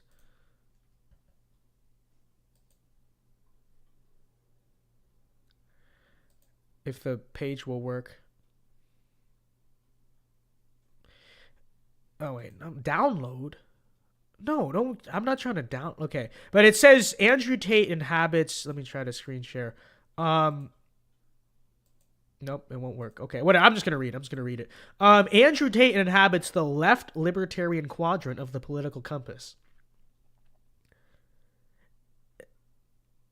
No, that I don't agree with that. Left? First of all, leftist on economics. I feel like Andrew Tate is like pretty like capitalist. No? I mean, I've never really heard him say anything that was opposed to like, well, he's known for having 30 Bugattis and like flex. Like, is that like left? First of all, I don't think so. And then libertarian, you know, I don't agree with all his social views, obviously, as like a Christian conservative, but I also wouldn't really call them like, or at least all of them definitionally libertarian. I feel like there are many ways in which Andrew Tate is very authoritarian, and even just his presence, you know, he has a very authoritarian personality at the very least that I think bleeds into the beliefs. That's just nonsense. No, Andrew Tate is not libertarian left. Like that's just a bad take. Yeah, and Red Eagle, like I would say he's like pretty far right on the economic compass, and then like moderately socially authoritarian. Like that's where I would put Andrew Tate. Libertarian left? He's lib right of anything? See, I don't even agree with that necessarily. Because I on the question of sex, maybe he would answer more like libertarian, but I feel like overall on all social issues when you combine it, I don't even think he would come out as a libertarian. I feel like I don't even know if I believe that. But yeah, I don't know.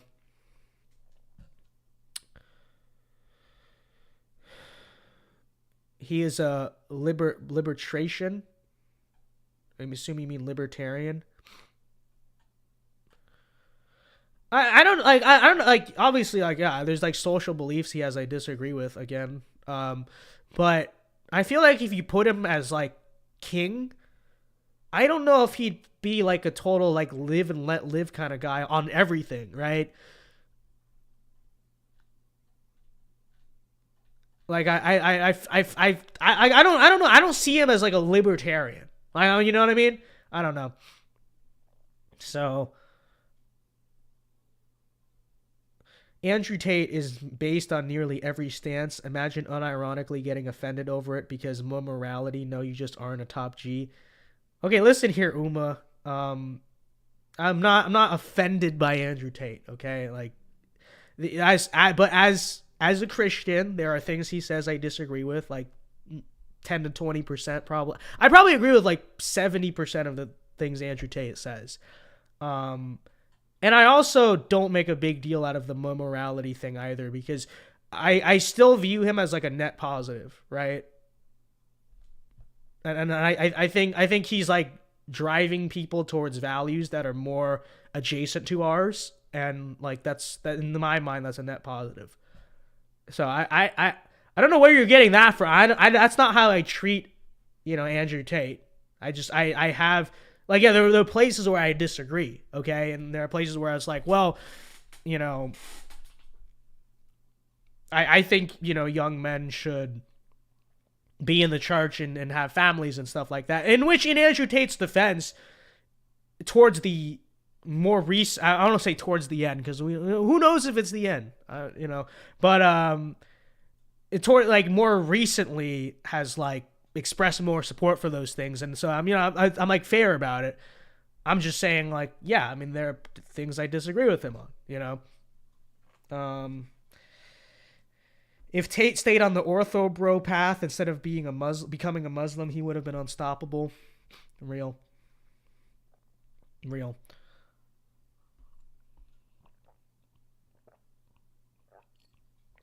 So, when talking about Tate, remember one thing. Conservatives are now socially liberal while liberals are more socially conservative. Think about it. Who's getting offended and doing the censoring? What do you? I guess I see what you're trying to say. Well, I mean, it is true that like conservatives are kind of like the free speech side now, and the liberals are like the censorship side. But the reason that's flipped is just because of like who has the institutional power, right? When like one side controls the other group, that's always going to be the dynamic, right? Which is like, so long time ago, when the conservatives ran the country, okay, long before we were born, it was kind of the case, right? Liberals were the ones saying free speech because conservatives have the power, and they were like, no. But now it's flipped, right? But I think what conservatives who exist in the current need to understand, and no one's saying to take away the First Amendment, okay? This is more so of like, socially, should we push back on things? Socially, should we have norms and standards? I think we need to understand as conservatives that like right now, yes, we need to like fight for the defense of just our speech. But long term, I don't think our long-term vision should be just total cultural anarchy, okay? I think long term, our vision should be, we want to kind of hold power and use it to create standards and cultural norms that are good, right? Because every society has to have cultural norms. In any society, there's going to be standards in terms of what is socially acceptable and what is socially unacceptable. You can't point to me one society, 1776, 1950, 2023, there's not one ever state of existence where there's no social norms. The question is, who is controlling those social norms, and are they using it for good or bad, right? And liberals are, the left is evil, the left is wrong, and so they're crafting social norms that are bad, right? And so if you say, if you say go to church, or if you say if you say in a classroom, or really anywhere, like let's pray, in left-wing social norms, that's a bad thing, because they're crafting ones that are evil, right? But on the flip side, now let's say we win everything, we have the power. should we turn around and say, well, you can say whatever you want. So you can like talk about grooming children and teach sex ed to kids, and like that's okay. Do whatever you want. No, that's not what we should say. We should say, no, when we have your social norms are wrong. When we implement our social norms, they'll be right. Like, I feel like that's what a lot of conservatives long term need to understand about themselves. It's like, and again, no one's saying, this is not about the First Amendment, okay? No one's saying, oh, you don't have the free speech right. We're talking about, like, culturally, should we enforce standards? And it's like, no matter what, there has to be cultural standards, right? I think it's more so a matter of when you don't kind of push your own view of morality, there's a vacuum, and then inevitably, because social norms have to exist, all that's going to happen is the liberals take over the social norms, and then you have the country you do now, right? I think that's what people need to understand. Not Noah. Why did I say Noah? Arnie, sorry, habit. Arnie Hernandez, shout out to Arnie for $5, says, should we prohibit private businesses from having diversity, equity, and inclusion practices and guidelines? I wouldn't be opposed to it. If they could do the, there is already precedent for regulating this type of stuff with private businesses, i.e., the Civil Rights Act. So I would say, yeah, but but we do have to take it one step at a time. That part is also true. And while we still have a situation where it's like mandated in public schools and mandated, I think probably by like the federal government, we gotta climb back up the slippery slope. And so long term, I'd say probably yes. But I think right now, you got to get rid of it in like the public sphere first, and then we can talk about it. But I would say yes. I mean, ideally, that would be great. But right now, we basically have the public sphere mandating it on the private sphere, and we got to talk about that first. But yes, long-term goal. I would agree. Luis for 2 says, do you think Nixon gets a bad rep from the media? Objectively, he's always gotten a bad rep from the media. You want to talk about now? I mean, looking back then, shoot. But yes, I think it's important to understand that by the 1960s, liberals were in control of, had the favorability in the media, right? They had most of the power. Sure, it wasn't as bad as it is now, but Walter Cronkite, liberal, New York Times by that time, they were trying to take down Nixon. They love JFK. Oh, JFK, right? And so, but yeah, it's absolutely true. Nixon does get a bad rep from the media. He always has. Well, that's how they took him down. In a lot of ways. But yeah. Brock Purdy is inherently right wing. I agree. Bengals, Niners, let's go. The championship games are tomorrow, right? I'm going to finally watch an NFL game this season. Yes, they are tomorrow. Yeah, we're rooting for Joe Burrow and Brock Purdy. Okay, and if this is not the Super Bowl that we get, it will literally be 1984. Who are the Niners playing? Oh, the Eagles. Yeah, the Eagles. Yeah. I do like Jalen Hurts because back in 2018, we did like college pick'em, which is like you got to predict the games. It's like college fantasy, but it's not really fantasy. It's like betting. Like we predict all the games for the season. And it all came down to the SEC championship game. That was the tiebreaker. And if you'll remember, that was Alabama and Georgia. Tua was the starter. Jalen was benched that season. And then Tua got hurt. They were down. And Jalen did one of the most incredible, legendary comebacks in college football history. And he won me $40. So that will always be a legendary moment. And Jalen Hurts is cool. He's allowed at the VinceDao cookout. But for winning me the $40 and also for being You know, kind of like a black athlete version of Nick Saban. But I will be rooting for Brock Purdy. Okay. Vince doesn't know enough political history good enough to make a presidential tier list, to be honest. This is true. This is true. I will fully admit that. That is indeed the case. That is indeed the case.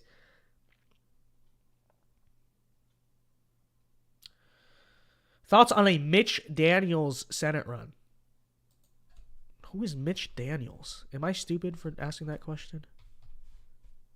Former governor of Indiana. He went to Princeton. The Club for Growth doesn't like him. That could be a good thing, but it could also be a bad thing. Mitch Daniels draws ire of Trump supporters as he considers Senate bid. Oh, well, this doesn't look like good news. So if Trump supporters don't like him, okay, so he's an anti-Trumper. I'm collecting this. Then yeah, he shouldn't run for Senate. Indiana is too like Trumpian. This is such a paradox in the Midwest. Indiana is too Trumpian of a state to have anti-Trump people like as politicians. Like Mike Braun. How did he end up there? You know, it's like those like Midwestern red states are the more like populist ones, right? Well, that's what people say, at least. I spilled water on myself. That's very smart. I'm good at stuff. And yet they're full of like just who's the governor? Mike DeWine in Ohio, awful. And then before him it was John Kasich. But they love Donald Trump too. It's like it's real like Trump, because you could argue in the South it's like they're more loyal to the GOP than Trump. Georgia, that's probably true. Okay, fine. But then how do we end up with, yeah, there's a lot of like average politicians in the South. But then how do we end up in the North where it's supposed to be populist Trump country and they're like total rhinos? So many of them. Mike DeWine, Portman, right? The old senator of Ohio was sucked. Pat Toomey, Pennsylvania. This guy, in Indiana. It's a great, what's the reason? Red Eagles in chat. What's the actual reason we can't get this done? Because you would think in the South, I understand there's like a political machine, right? Brian Kemp, that was never going to be possible, but to take out. I mean, Purdue ran a horrible campaign, but there's such an entrenched political machine there. But like in a state like Ohio, you know, it's always been a right-leaning state, but it hasn't been like the same political dynasty has been running it for like 50 years. Like, why is it that these are so difficult to take out? Enclave for $5, thank you very much, says, can you do a playthrough of Fallout 1? I can help you because I have beaten it. Maybe, but listen, I'm not that good at video games. Okay? The only video game I would say I'm actually skilled at is like NCAA football. And Fallout 1 looks hard. It looks very hard. And so I would consider trying it. We'll see. And if you can help me, great. But it looks very difficult. I will say it looks very difficult. Fallout 2 does look more fun, but I'll try it at some point. Okay, I'll try it at some point. All right, so we got another dono train going, pretty base. Thank you for the 5 Enclave Nationalists. Christopher for 10 says, I was talking about this with my friends. Do you think historical epic movies like Gladiator or 300 would fade away because of the anti-masculine themes going on in Hollywood? We know Hollywood hates men. Yes.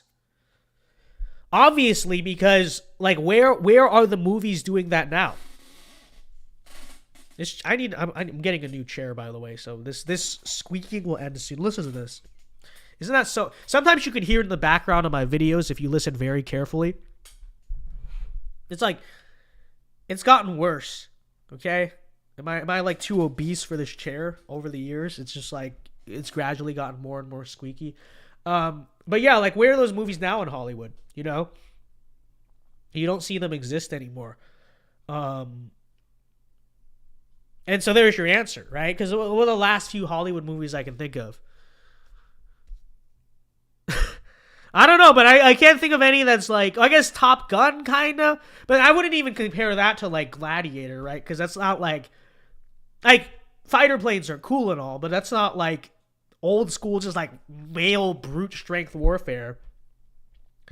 You had that one Viking movie that I know Rep liked and stuff. I never ended up watching that, but that was not a mainstream movie. You know, like that movie will not go down in history in the same sentence as like a Gladiator or a 300.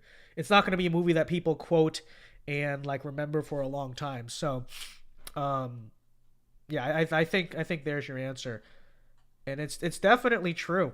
Anti-masculine themes going on, and do you notice? Sorry, nose is running here. Do you notice too that when it is a masculine theme, it's like illegal for it to be like a white guy? Okay, because like one of the movies that came out this year, like the Black Panther last year, like Black Panther, like you could say that's like a masculine guy for the most part, but it's not allowed to be it's not allowed to be white masculinity, right? Like it's just not allowed. Like if it is a masculine movie, it like has to be about a minority. Right. And so, I mean, yeah, I think, and even that, arguably, within 10 years, you just won't see masculinity at all. But yeah, that's kind of the direction Hollywood's headed. It is absolutely true. Thank you for the 10, Christopher. And it is true. Hollywood hates men, but I think more specifically, they hate white men, you know? And so you will see. You know where you can really tell this is, you guys watch like commercials? Like I know people don't watch TV a lot anymore. Besides, there's of course one commercial, the very famous Whopper. Whopper. You know what I'm talking about? How does it go? BK, have it your way. Now that has me white pilled on commercials in Hollywood. Okay, I will say the greatest commercial made in the last 10 years. It is true. Whopper. But besides that, you notice like most where you can really see it is like commercials where they have just like stock footage actors kind of, or background actors, whatever. Do you notice like every single time, first of all, like they barely portray white guys, but when they do portray white guys, they're never masculine white guys. Like all the minorities, right? You notice this. You watch what if you don't believe me? Like just sit down. I don't know, during the Super Bowl or whatever. Just like watch the commercials. Like pay attention to this. You never see masculine white guys in commercials. Like when they are in commercials, they're always like they're always like super skinny and like effeminate. Usually they're like the punchline in the commercial, right? And it's not just like it's not just a few. It's every single corporate commercial ever that you see, with the exception of sometimes like truck commercials where they're selling Ram F-150. Like that's about, and even then, not always. But that's all that it is, right? And I'm telling you, it's every single commercial. Okay? It's every single commercial. And it's like, you mean to tell me there's not a bias there, right? You tell me, you guys talk so much about, representation, this and that. It's like, okay, well then the representation of white men in Hollywood is like implicitly like racist against them, right? It is demeaning to them, and it's not accurate. Accurate, right? We need accurate represent. It's not accurate because, believe it or not every white guy is effeminate and skinny and a loser and a dork. That's not every single white guy in America.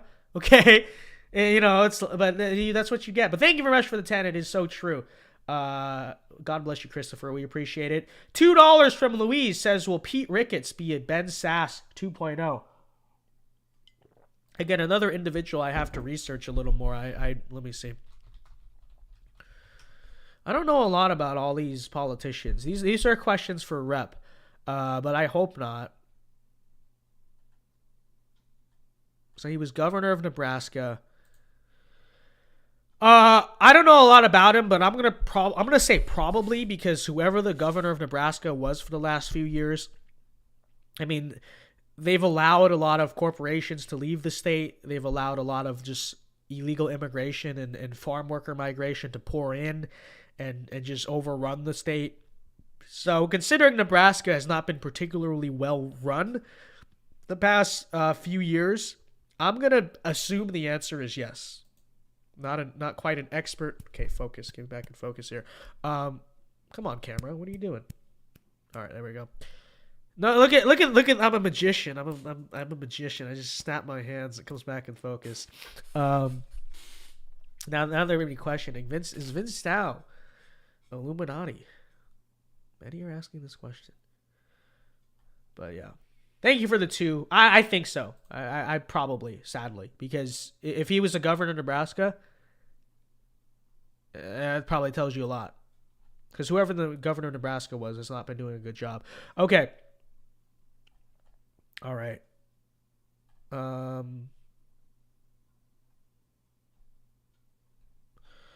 right. Enclave Nationalist for $5 says, I think the Enclave is in the top right part of the authoritarian right quadrant. Thank you for the 5. I mean, I guess, but are they super like free market? Like I know like old America in the game probably, but like I feel like they kind of want to live in like a high-tech commune, you know? So I don't know if I would say they're like free market right-wing, classically right-wing economics. But thank you for the 5. What is the economic policy of the Enclave? We must research this. But they seem to be a kind of a state-run economy type of thing. But thank you for the 5. He's mid, but he's not sass. Well, yeah, that's true. Okay, I'm forgetting, like, we're talking about Ben Sasse, like, literally one of the worst Republican senators in modern history. But, yeah, I'll correct. I don't think he's going to be another Ben Sasse. He's just going to be another lame Republican who doesn't do a whole lot. Are you from Nebraska, bro? No, I'm not from Nebraska. I know that about Nebraska. I've actually never been to Nebraska. I do want to come sometime and see the cornfields. So real. James Loggins says, thoughts on the Daily Wire Steven Crowder feud. James, I have a video on this. Go watch it. I will. Let me fix the screen share here so we can do it properly again. Why is it not working? Hold on. Lionel's Romans 5.8 for $1. Is that the first super chat we've ever gotten from Romans 5.8? I think it is. He's one of our OGs. Thank you for the $1. I can buy what can you buy in Joe Biden's? Well, actually, it's 70 cents because they take 70%. That's still a great. You want to talk about taxes? YouTube takes 70. So let's see how much. Let's see. We've made like what? Like $100 a stream or something. 30% of that's going to YouTube. So what can you get in America? But Biden's America with 70 cents. Probably not a milkshake. But I will find something that is worth less than 70 cents, and I will buy it on behalf of Romans 5.8. This is real. People think I'm joking. I'm gonna do this. If you are ready. All right, let's see. Okay, there we go. All right, let me just get the browser share back working again. Okay. All right, just so we need it, just when we need it. Okay. Oh, that's what I was gonna do with it. My friend, we have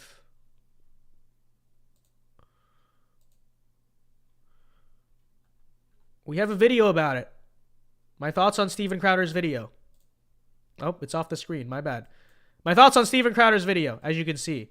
All right, so you can go check that out. Short end of it, I think it's a complicated situation, but I think a lot of the things Crowder was saying about kind of how hard it is do like a grassroots conservative thing, talking about like the young generation stuff. That really resonated with me. I mean, that stuff is all absolutely true. So, but yeah, go check it out. Thank you for the one. Luis for another 2. Thanks for the donos tonight, guys. We've been doing pretty well. Did you have questions about the Paul Pelosi video?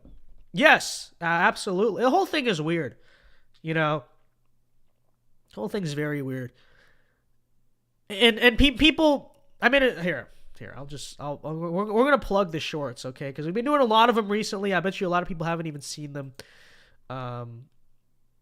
Here's the short I made on the topic. Actually, never mind. You're not going to be able to see the audio.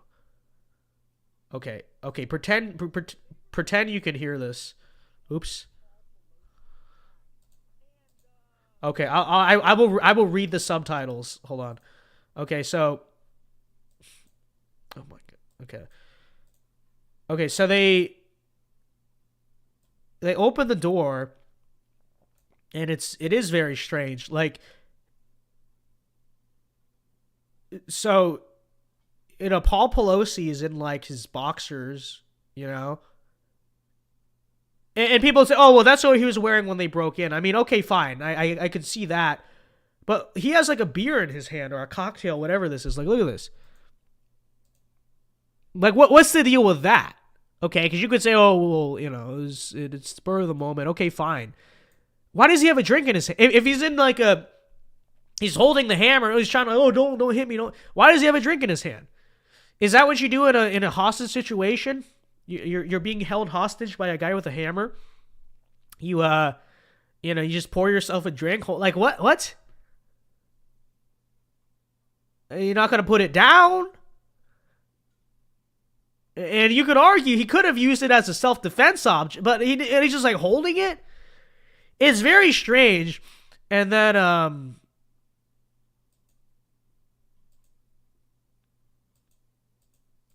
you look at this, they're both. I wish I could play the audio. It's too much work. I'm not gonna bother. But like, they're both smiling. Like it looks like there's just like 2 mischievous boys that were caught in the act of doing something rather mischievous, rather sus. It's like, what's going on here? They flash the light.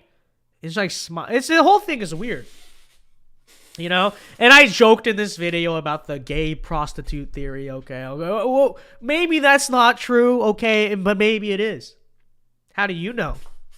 I'm just speculating. I'm not saying it is. I'm just saying it's a possibility. But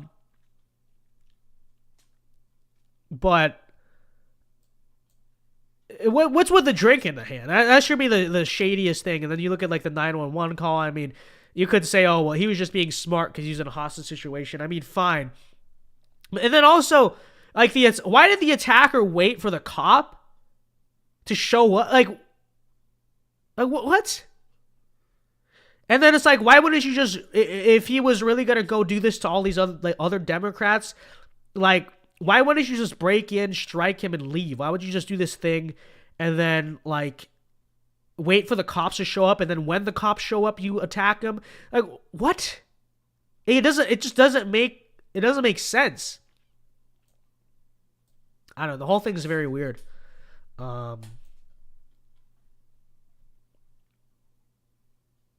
You know, and then people say, well, he broke into the house. He wasn't let in. I mean, fine. But then if you look in the video, it looks like when he broke in, he was wearing high heels. So, like, what? You know. And then why has the coverage of this story been weird? Like, it feels like, in a sense, you would think the liberal media would actually talk about it more, right? Like, you'd think it would be the top story in America, right? Right-wing guy. I mean, it was covered, but you would think, oh, right-wing guy tries to assault Paul Pelosi. But instead, it feels like relatively under-covered, under-talked about. Like, it's just weird. And so you'd have to imagine they know that something is weird about it too. I don't know. I don't really know, but it is very strange. It is certainly very strange. So, all right. Let's see. Did we get more super chats? Yes, we did. Enclave for 5. says the Enclave are diehard anti-communists and are also culturally far right. Thank you very much for the 5. Well, no, I know. I would put them at the top for sure of the quadrant, but I'm just saying I don't know if their like economics are the most capitalist in the post-war world. I feel like they're kind of like state-run economy type of people, like basically like fascist, you know. But I don't know. That's up for debate, I suppose. We're having an unironic debate about where the Enclave would be on the political compass. Oh, my bad. Why am I sharing that screen? Did not mean to do that. Hopefully the stream key wasn't on camera. Hold on. Let me just close this. I'm trying to share the other. Okay. Let me just close this tab. No, it wasn't on camera. Okay, we're good.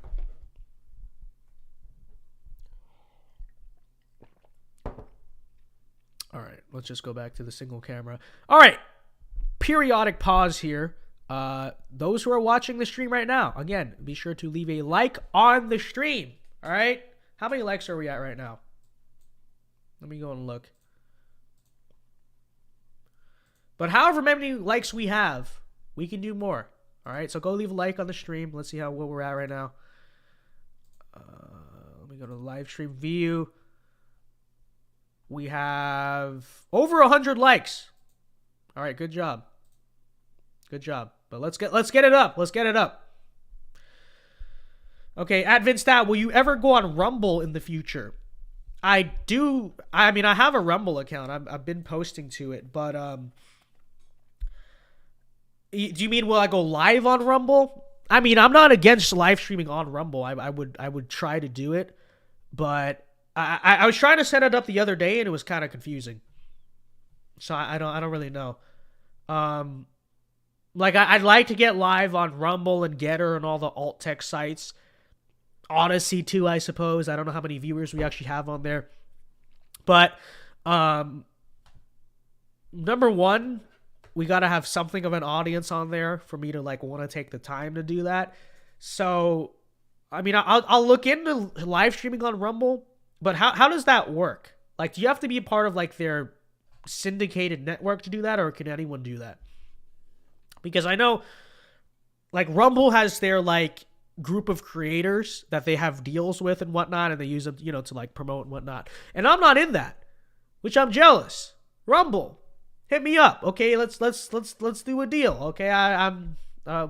But, you know, it's like right now, you know, I'm not in the club. I'm not in the club on Rumble, and I've been getting like, let's see, let's look at my Rumble views.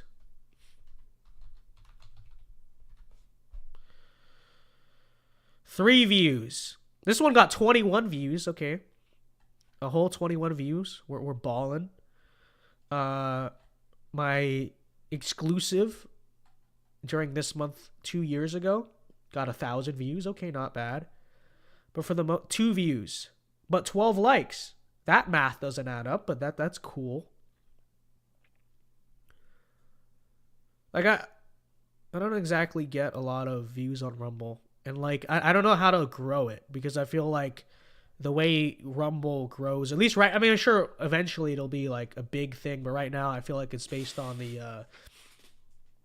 on just the whether or not you're kind of in their network on their front page. And I don't have that deal. I'm not.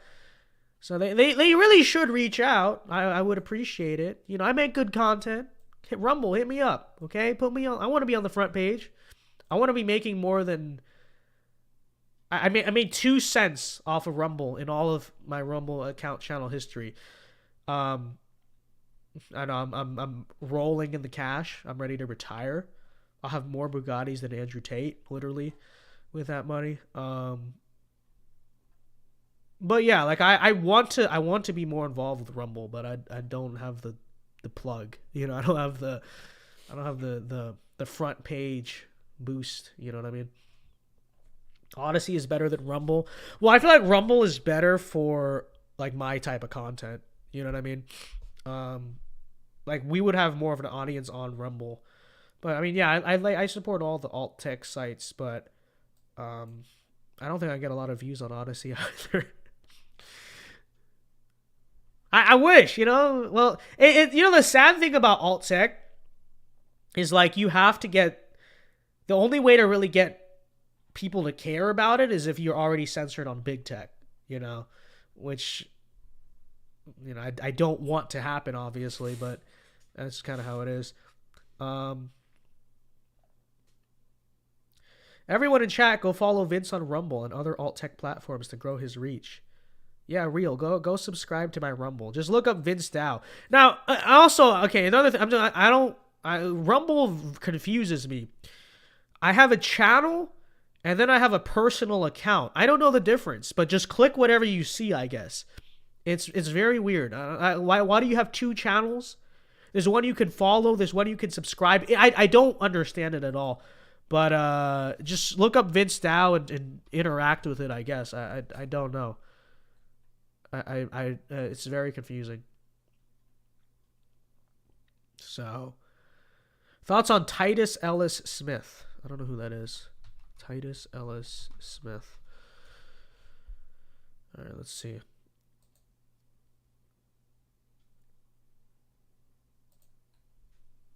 Someone says he's just the guy who just nods his head and reacts to it. Well, I can't even log into Instagram. Oh, be quiet. Someone said he's the guy who just nods his head to everything. Is that what he does? I recognize this guy. I feel like he does actually talk. But I mean, I don't, you know, I don't like nodding your head at everything as a form of content. In like all the time. Like sometimes it is okay to just do reaction content, I think, but I mean, I'm looking at his page. It seems like a lot of it is him talking. So I don't know. I recognize his face, but I don't really know. But no problems with him. We're cool. His shorts, yeah, but his podcasts and longer videos are genuine. I mean, then that's fine. It's like, you know, he's using it as a medium to grow his content because it's very viable. I really can't hate on it. I mean, I'm basically doing the same thing, you know. I do talk in almost all of my shorts, but I'm not saying he doesn't. I don't know, but you know, I don't think that's a wrong form of content, you know. But Vince, what are your thoughts on "For Whom the Bell Tolls" by Metallica?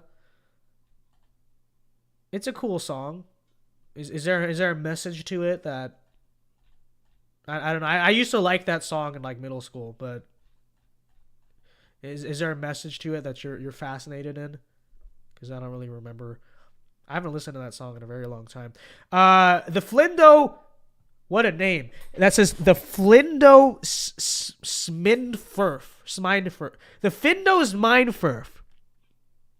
Says, hey there, Vince. I found your channel a few days ago, and I love your viewpoints. Keep speaking the truth. Thank you very much. The Flindo Smindfurf. Thank you for subscribing. We appreciate it. God bless you. Vince, are you going to do more gaming streams? You know, I tried it out a few times. I'm not that good at it. I don't think I'm that. It's really hard to play a game and commentate at the same time. Like, I don't get it. You know what I mean? And then people don't really care for them particularly. I feel like the Q&A streams that we tried last week and we're going to do later in this week too, I feel like those are better forms of content. You know? I do have the PC to do that stuff now, so maybe we could. But I feel like I feel like number one, I'm not that good at doing the gaming. Because I'm not that good at video games, first of all. But then trying to talk over video games gets me very distracted. And I don't know. If there's enough interest, I will do it. But I don't know if it's really my thing, you know? So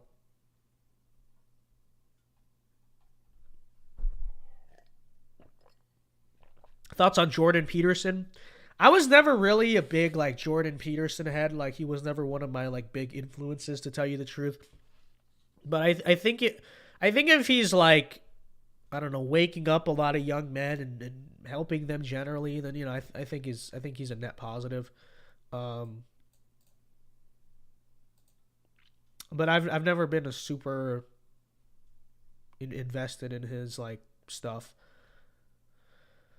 Maybe the gaming streams will be better with friends playing with you as well. I guess, but I don't have friends. No, I don't know. I guess. But here's the problem. Well, it's like you're just not very good at gaming. No, that is true. I'm not really a gamer. Is that an insult? Oh, you're not good at like wasting your time at video games all the time. I mean, true. I haven't touched the Xbox since last year. I've not touched it a single time this year. So, this is real. Best Star Wars film. Episode 5. That's going to be a hot take, right? People are going to be like, oh, it's episode 3 is up there. But you want to, like, episode 5 is classic cinema, okay? It is definitionally traditional to say that episode 5, the one made in the olden days, is the best one. So I do like Return of the Sith. It is up there. It's probably one of my favorite to watch, but I think overall the 5th one is the best movie. Vince, what are your thoughts on the Pinkertons? I think the Pinkertons were dirty federals, okay? You look at the Pinkertons, Sheriff Roscoe Coltrane, Boss Hogg. I don't really see the difference. I see the man, you know? And we must fight the man. This is true. In video games and TV shows, of course.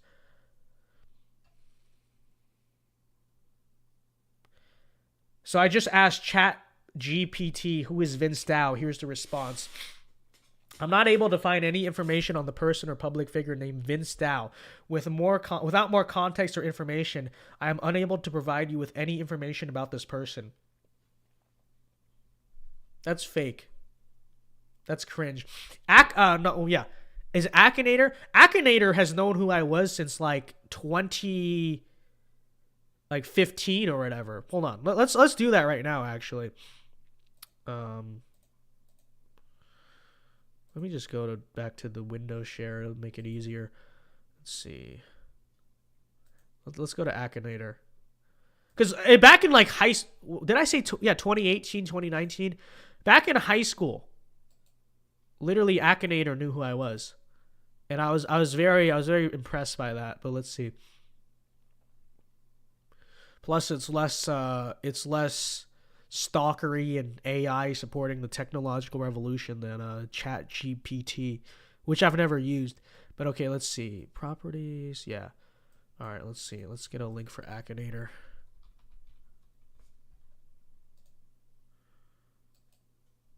I'm gonna prove to you that he knows me.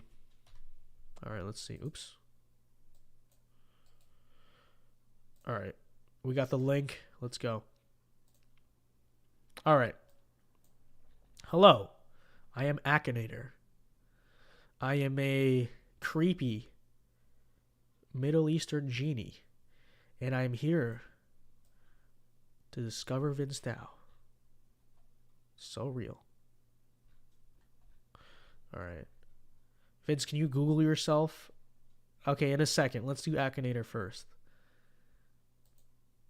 All right, start now. Can I start now? What? All right. Okay. Let's try it. Let's try it another way then. Let's just try it in the real browser because I don't know what's going on there. Okay. Akinator. No, I'm not turning off my ad block for your stupid genie. Last 10 games. Selever, Adolf Hitler, and Kobe Bryant. Okay, that's what people on Akinator.com are up to. All right, let's see. Let me see.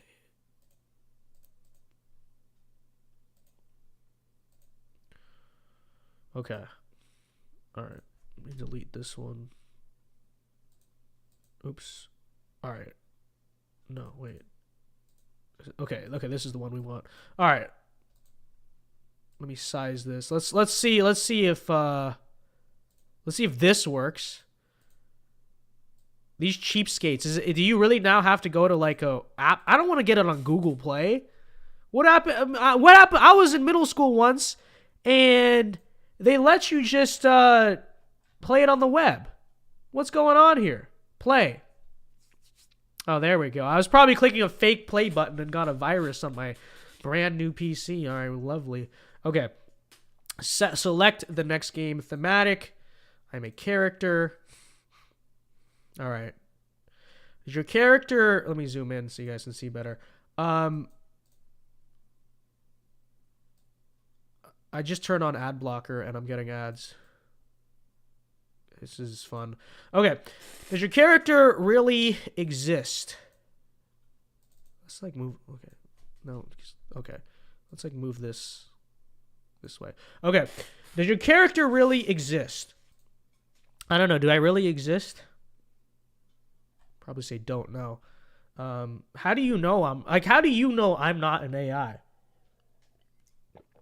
I'm a plant by the CIA to, set you up.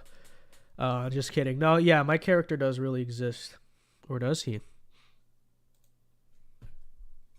Is your character a girl? No. Does your character have a gaming channel? I mean, I play games like twice, so probably not. I'm going to say no.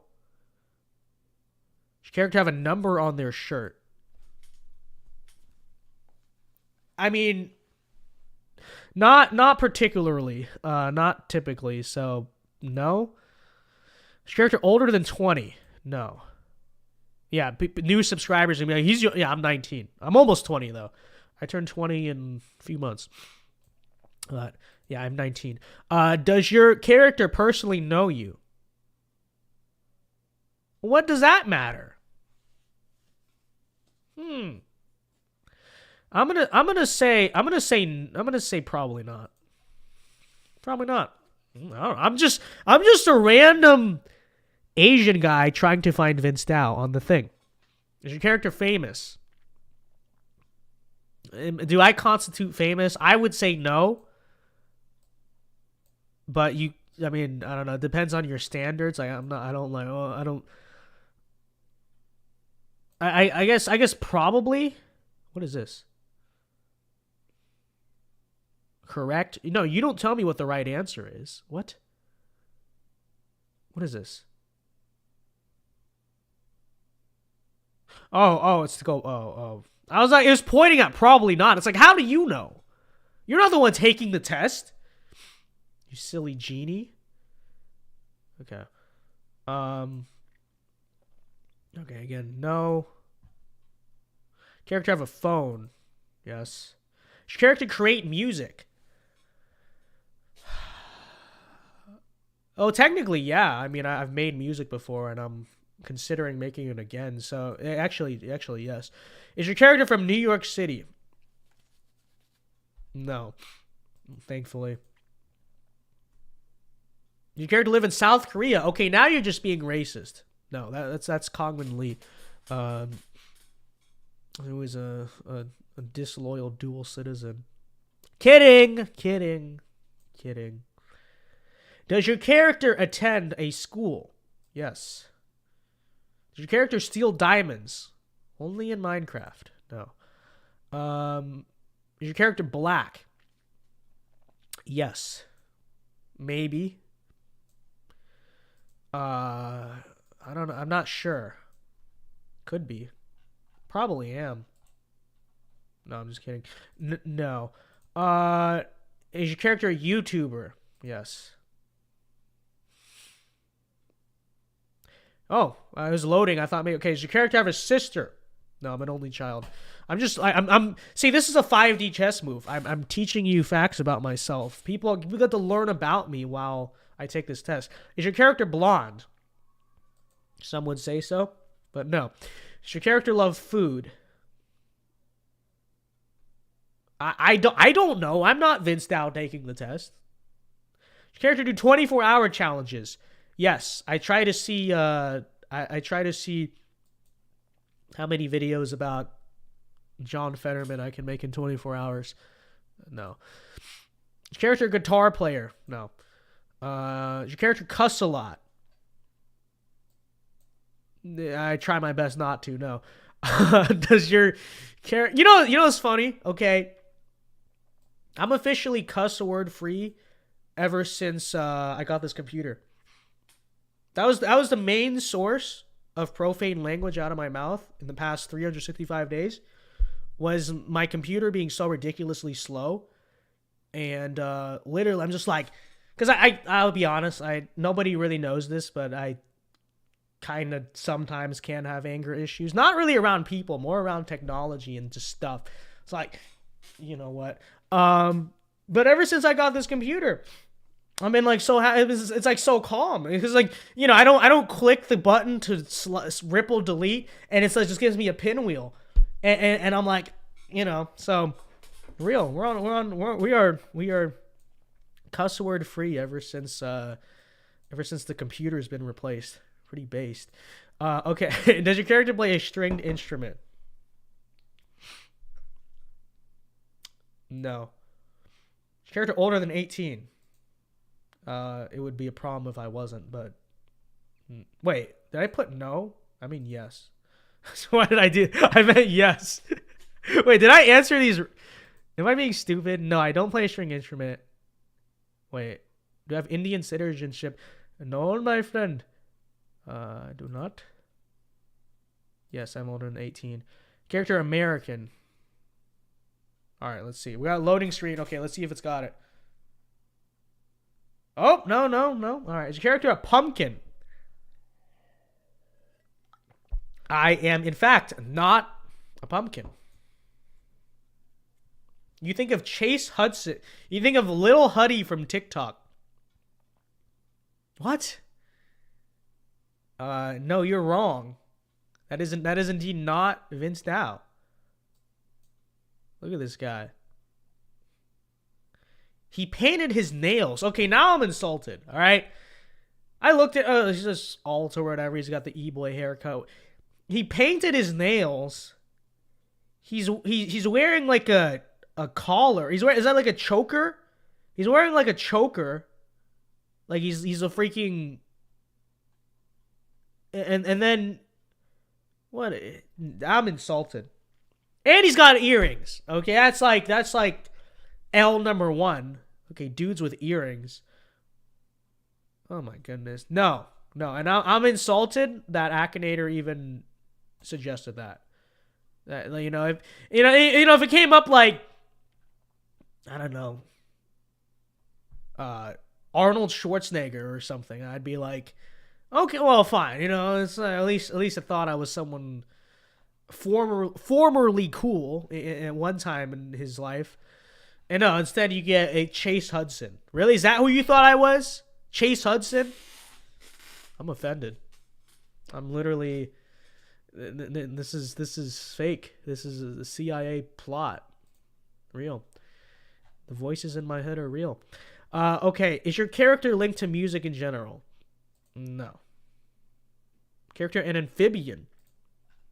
Again, maybe, right? Maybe I am a reptilian shapeshifter, but the formal answer is no.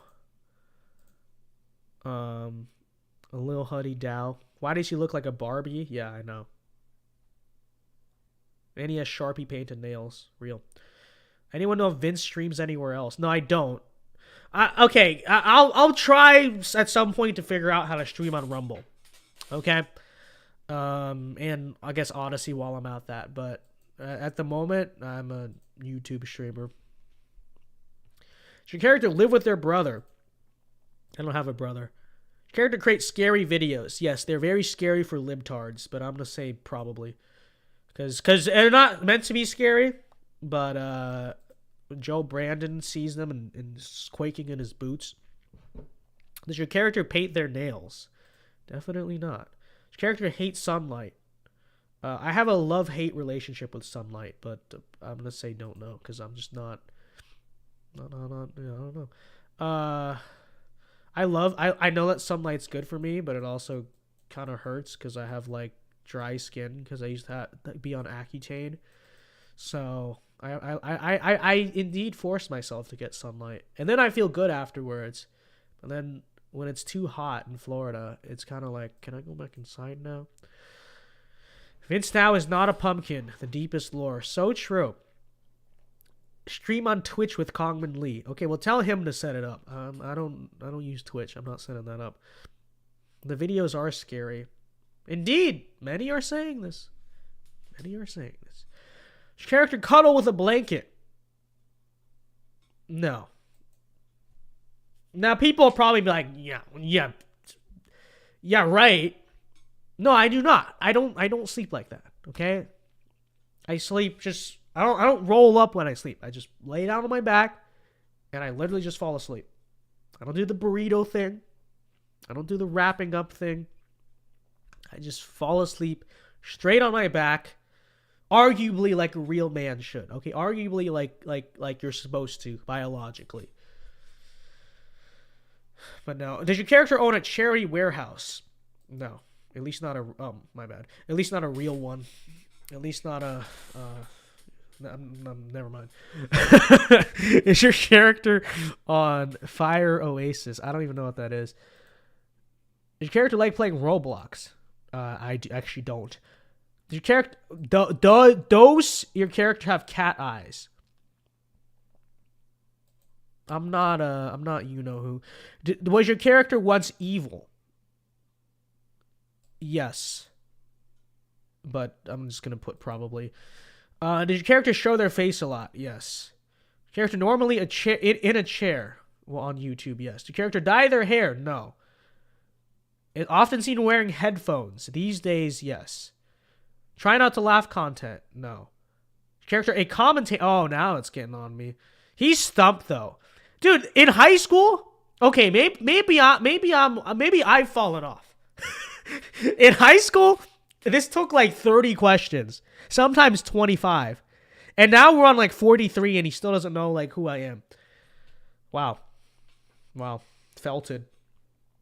My ego is smashed, boys. Character commentator, yes. College Football League, I do not play in it. A supporting antagonist. To the libtards, yes. From the Book of Mormon, I don't believe so. No. Did your character wear a purple hoodie? No. Purple hoodies are kind of sus on guys. I'm not gonna lie. Did your character have a beard? No, I can't grow one. Not because I can't grow one, but because I have like Asian facial patterns, so I just look weird with it. What do you wear when you sleep? I feel like that's a fairly personal question. Okay, I'm gonna say I sleep in a way that is favorable biologically to male fertility. Okay, there's my answer. Did your character leave someone at the altar? No, I'm not a weird pagan. 50 questions? Real? It's not even in the ballpark. Danny Gonzalez? Who the heck is Danny Gonzalez? No. Akinator, either I've fallen off or Akinator. You think of Poncho. Who is Poncho? Who even is that? That's not even a real person. That is a cartoon, Akinator. That's not even a real guy. It's a cartoon. Really? Really? Liberal censorship really doing a number on Vince's popularity. Unironically. Literally the case. Literally the case. I've gotten myself in this game, by the way. I used to get myself in high school in like 30 questions. I'm falling off, boys. It's over. It's the end. It's the end of VinceDao. Can't even find himself on Akinator. Minecraft. He doesn't even like know where it's Minecraft gaming. No. Character white. Partially, but I'm just going to say no because I don't think. Asian. Yes. Based in Mumbai. Why does Akinator think everything has to be about himself? Is your character Indian? Is your character based in Mumbai? No. Okay? Not everything is about you, Akinator. Not everything is about, you know, your tribe, okay? Believe it or not, there's other people in the world. All right? No, does your character have 2 living parents? Yes. Does your character often make puns? Oh, yes. He has the funniest pun about, you know, what do you call an Indian street criminal? They're not a gangster. They are a gang-G-ster. Haha. Yes. Akinator, he liked that joke. Yes, he is smiling. He liked the joke. See? He thought it was funny. Is your character the name of a kind of food? No. Do I wear all green? No. They have over 2 million subscribers. Not yet. Did your character drive a BMW? Not yet. No, just kidding. Why would I drive a BMW? That's just... Oh, see now he's... First it was Indian stereotypes. Now he's doing Middle Eastern stereotypes. Listen, not everything is about your part of the world. Okay? Of course, Akinator would... Does your character drive a BMW? I don't know why I made the Middle Eastern accent Southern. No! I do not drive a BMW! White BMW! No! Not everyone drives white BMW. Not everyone in the world drives white BMW. Okay, Mr. Akinator? Okay? Genies are from Arabia. I know that, and I don't care. Okay, we're being funny. Now he's like, white BMW. No. Okay. Does your character have great artistic skill? I have great autistic skills, but I'm gonna just put don't know. Okay. Does your character have purple stripes? What do you like? It's not. It does not even the ballpark. Shared from TikTok. Technically, kind of, yeah. Does your character have a theory channel? No. Everything I say is facts. Even the things I theorize or speculate about, they're objectively true because I said them. So, yes. Did your character play Genshin Impact? I've never played that once. Associated with dreams? Yes. Yes. In the dreams of many. No, just kidding. I'm being ironic. Okay. I'm not really that arrogant. Okay. Disclaimer. Yes. Many dream of me. You know. The women dream of me. This is true. Is your character from Philadelphia? I was actually conceived in Philadelphia. Fun fact, but no. Is your character from Pacify? No. Okay, did your character fall in love with a dragon? Okay, even I wouldn't say that about my ex. Okay, even I, I've dated some girls in my life that could come close, but even I'm not that mean. Okay, this guy is a savage. This guy is, he just don't care. Does your character have glasses? Not anymore, I guess. I used to wear them in old videos, but shared to live in America. Yes. Okay. Rewinding time. Is your character capable of rewinding? Didn't we already establish that I'm a real person? Did they not ask, is your character real? Have you seen this man in your dreams? Yes, that is actually VinceDao. This is true. Jackson Wide Man. Your name is probably pronounced like Widman, but I'm gonna say Jackson Wideman. Says, haven't seen you in a while, Vince. Glad to see you're still doing your thing. Keep pushing, brother. Thank you very much. I appreciate it. God bless you, Jackson Wideman. Thank you. Based in Mumbai, it thinks Vince is Posta T. Is Posta T in Mumbai now? Oh yeah, no, okay, I know the joke. All right.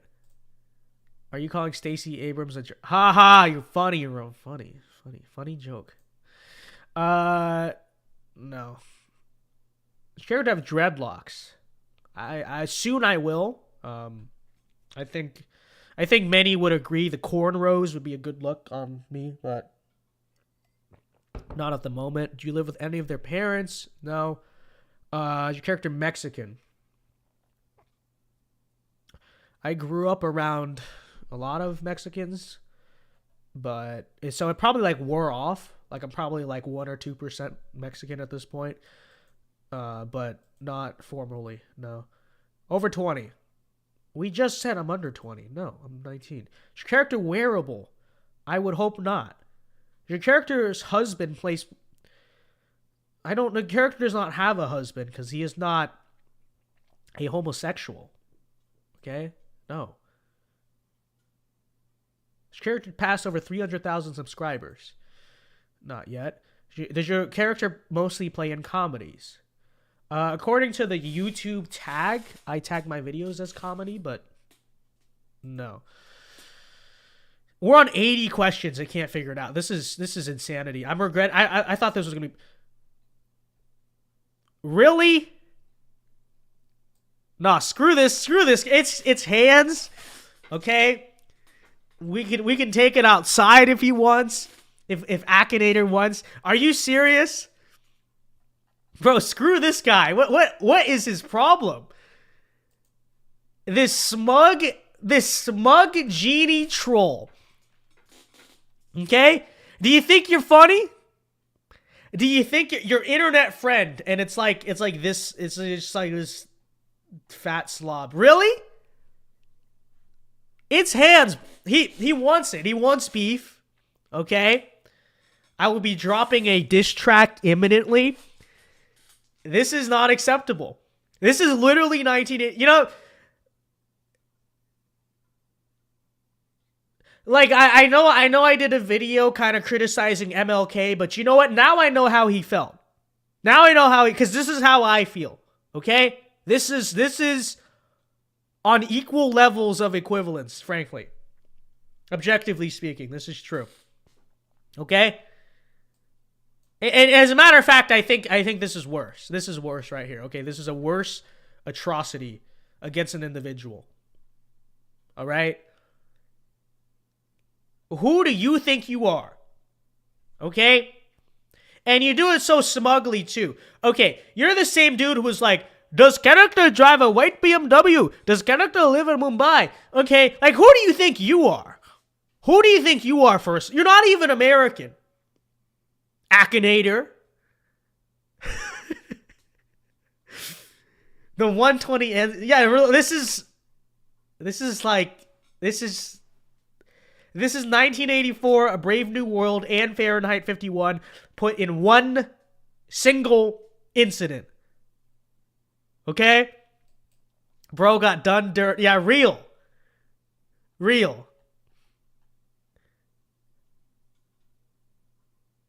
I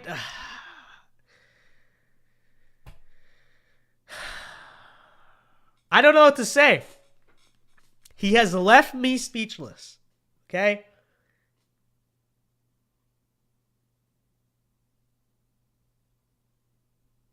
Wow. No.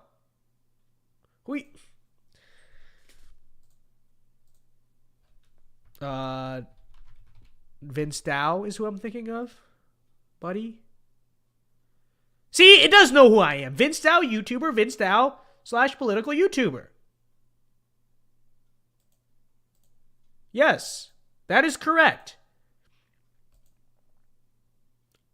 It wouldn't even... A technical problem has occurred. Please try again. It won't even submit it. He won't even take it. He's like, no. He's like, no. I will not accept. Okay? Who does this guy think who does Akinator think he is? Okay, so first of all, he gets it wrong because he sucks. He's not good at it. He's frankly incredibly untalented. Okay, and it's really a projection because he himself is falling off. Because back in high school, back in 2019, I used to get myself in like 30 questions is all it took. Okay, so he's fallen off. The quality's going down. He's like Peyton Manning at the end of his career. He has a noodle arm. Totally untalented. And so he has to project that. And now he's just in denial. He's just in denial. He's literally like, a technical problem has occurred. Please try again. He's literally just like, I'm not taking that. Like, that's not, no, it is fake. It is fake. So not only did he tell me I was your internet friend, you know, this fat guy, okay? Not only did he throw that at me, not only did he insult my honor on that front, but now when I try to correct him, now when I do what everyone else gets to do on Akinator, okay? When everyone else gets to do, now when I demand the equal rights as everyone else, where I just get to say, actually, that was wrong, here's what happens. A technical problem has occurred. Please try again. Yeah, I'm sure there was. I'm sure it was a technical problem. A technical problem being, no, I'm not accepting it. And he's gonna drive off in his white BMW and go back to Arabia or whatever, and he's laughing. Okay, much like the Saudi crown princes do as they watch America and grift off of their oil money. That's what he is doing. He is sitting somewhere in Saudi Arabia, feet crossed. You know, he's laughing. He is laughing at us, folks. Chat. Do you understand? Do you understand how bad this is? Okay. This is terrible. This is a travesty against humanity. Okay. Rare Akinator L, probably like common Akinator L, honestly. At this point, everything Akinator does from here on out is an L. It's impossible for it not to be that. Okay? Thoughts on Daily Wire versus Louder with Crowder? You're probably a new subscriber. I have a video on it. You can go check it out. It's my video. I have a video talking about that extensively. It's one of my more recent videos, so be sure to go check that out. But yeah.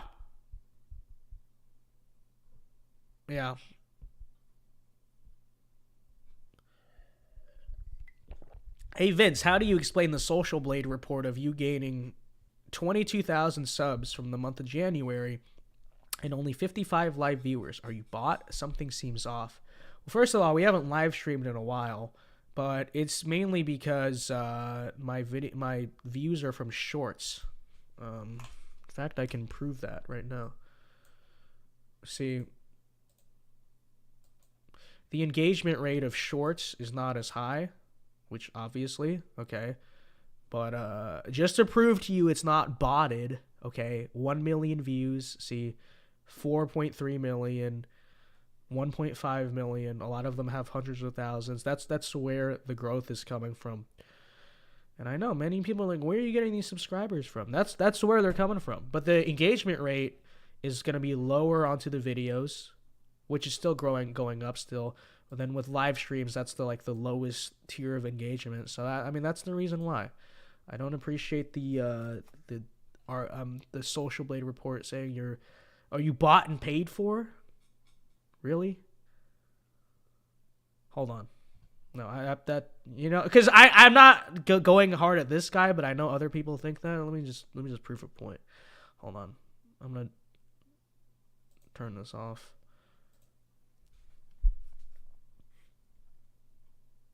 As an example, here.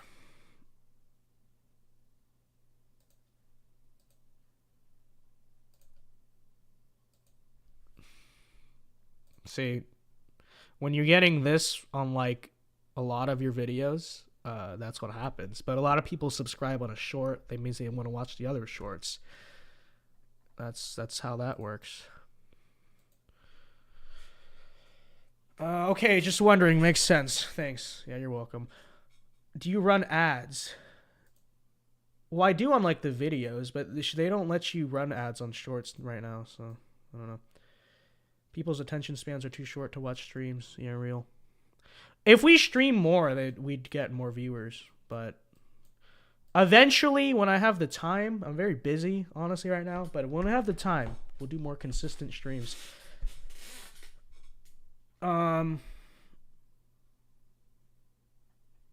But yeah, shout out to all the people who found us from the Shorts tab. You're based. Thank you. Thank you for subscribing. Thank you for actually subscribing. Because you're a lot better than I am, frankly. I can't... Most times I just watch shorts and then I just move on. So this is real.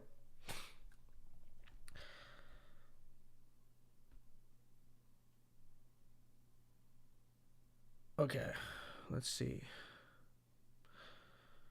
What was I going to do before that? Oh, Enclave Nationalist said to Google yourself. And he sends a question for $5.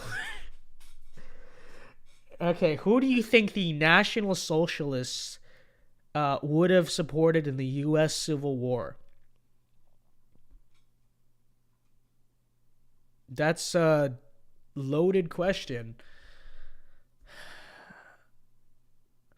I mean, there's the obvious answer, but also like a lot of Germans lived in the North. So that kind of muddies the question, in my opinion, right? And the South had a lot more Irish, who I don't know if who were fans of like Irish people.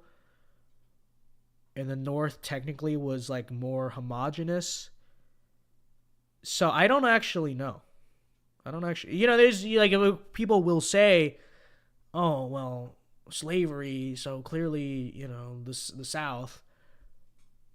But as a historical question, you can make the case for either, based on like other aspects. But I don't know. Okay, I think he said to Google yourself. Okay. Oh boy, here we go. That's what Enclave Nationalist told me to do earlier. Okay. This is a disaster. All right. So, article in the student newspaper. We actually talked about that one before.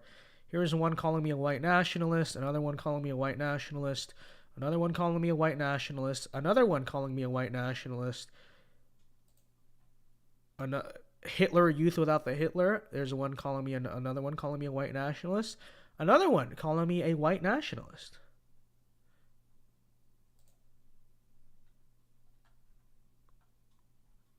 And then there's a bunch that are just like DAOs, like the what's it called, and then David Dow speaks out 2 years after being dragged off the airplane. Remember this guy? This guy's literally me. He could pass for like my father or something. It's so funny. Okay, this is actually this video right here. Remember this video, the David Dow guy? This is what happened. Like, this is me versus Akinator, okay? This is what happened to me and Akinator, literally. Is this right here? See, that's Akinator after he just like he just totally felted me. He just totally like owned me. Okay, so there's me. I'm like, that's not me. I'm trying to tell him like that's not me. And then it's like, oh, white BMW, and then I'm gone. And then there's me like this is a travesty against humanity. He literally looks like me too. That's so funny.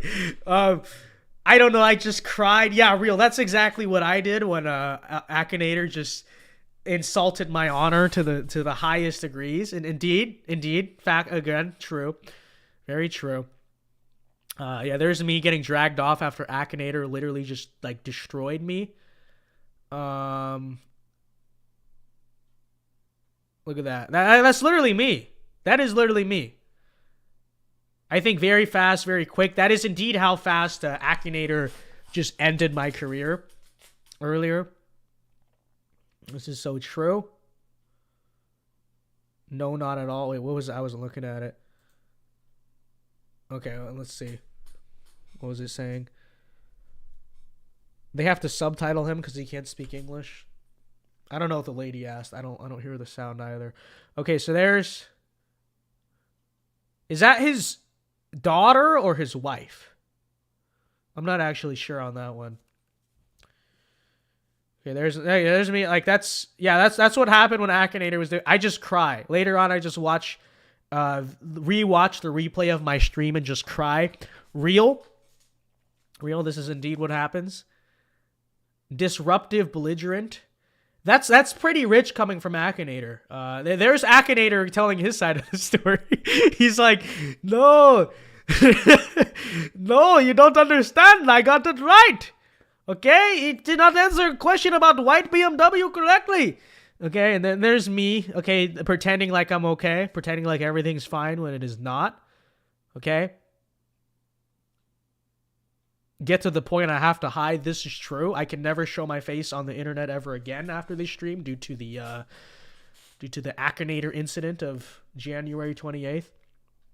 Luis Ortiz says supported Franco or Republicans in the Spanish War. Definitely Franco. Here, okay, so there's me like doing charity work because, you know, I don't know. I just had to escape to like what country is this? The Philippines or something? Vietnam maybe. I just had to do a mission trip in another country because I couldn't show my face around in the States, you know. But there's me trying to escape. But Akinator is actually watching my every move. See, there he is right there at the bottom of the screen. Well, the most important thing is the accident turned out the positive way. Well, I hope that's the case. I don't see how the positive of this incident tonight could be, but let's see. Airline business willing to address the comment. Wait, policy change. I doubt that's going to be the case. I think the Akinator business is just going to discuss reasons why I can like go F myself like that. That's basically what he's going to say. And then he's going to drive off in his white BMW while I'm on the ground like about to die basically, you know, like very little life force left. And he's just going to you know, not do anything about that. And so I would hope that's the case. I hope that the Akinator does realize the error of his ways and, you know, responds and fixes the situation. But I seriously doubt that that's going to be the case. I think that the Akinator got exactly what he wanted, and now he's laughing at me and he's laughing at the community. And that's me right there. That's me felted on the floor. Like literally that's me, you know? See, David Dow got to only have to live through this once. This is like what I have to relive in my head like every day when I think of the Akinator incident, okay? Like this is, imagine this, but it just, the video keeps playing. That's my situation. Okay. You know, that's just, it's so real. It's so real. There you go. The trauma is great. Physical and mental, frankly. And this is very real. And Akinator says the 128 incident was a defining moment for Akinator, United Akinator. And it is our responsibility to make sure. This is a bunch of nonsense. PR nonsense. Akinator, I guarantee you, is still bawling out in his white BMW and laughing at us. And this is real.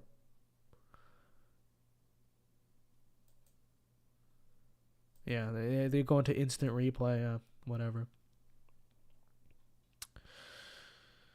Vince, I found John on Akinator in less than 30. Yeah, well, good for him. Okay. At least he likes John, and instead of is not on a campaign to deliberately sabotage him. So, you know, good for John. Good for John. Rip Vince, poor dude, can't even fly without being hassled. Yeah, real. Right-wing people be like, "Ooh, I'm on the no-fly list." Oh yeah, did you get dragged off the plane? Because that's literally me. That's literally me in that video. So, any living Democrats who you like? Not particularly. Like, there's some that I'm like, I have a softer opinion of than others, but no, not really. I'm sure somewhere out there's a Democrat state rep in like the South who's still conservative, but honestly, probably then. I don't think they exist anymore. So, We got Lionel's Deuteronomy 25:11. Is that the same person or is that a parody account? I'm unsure.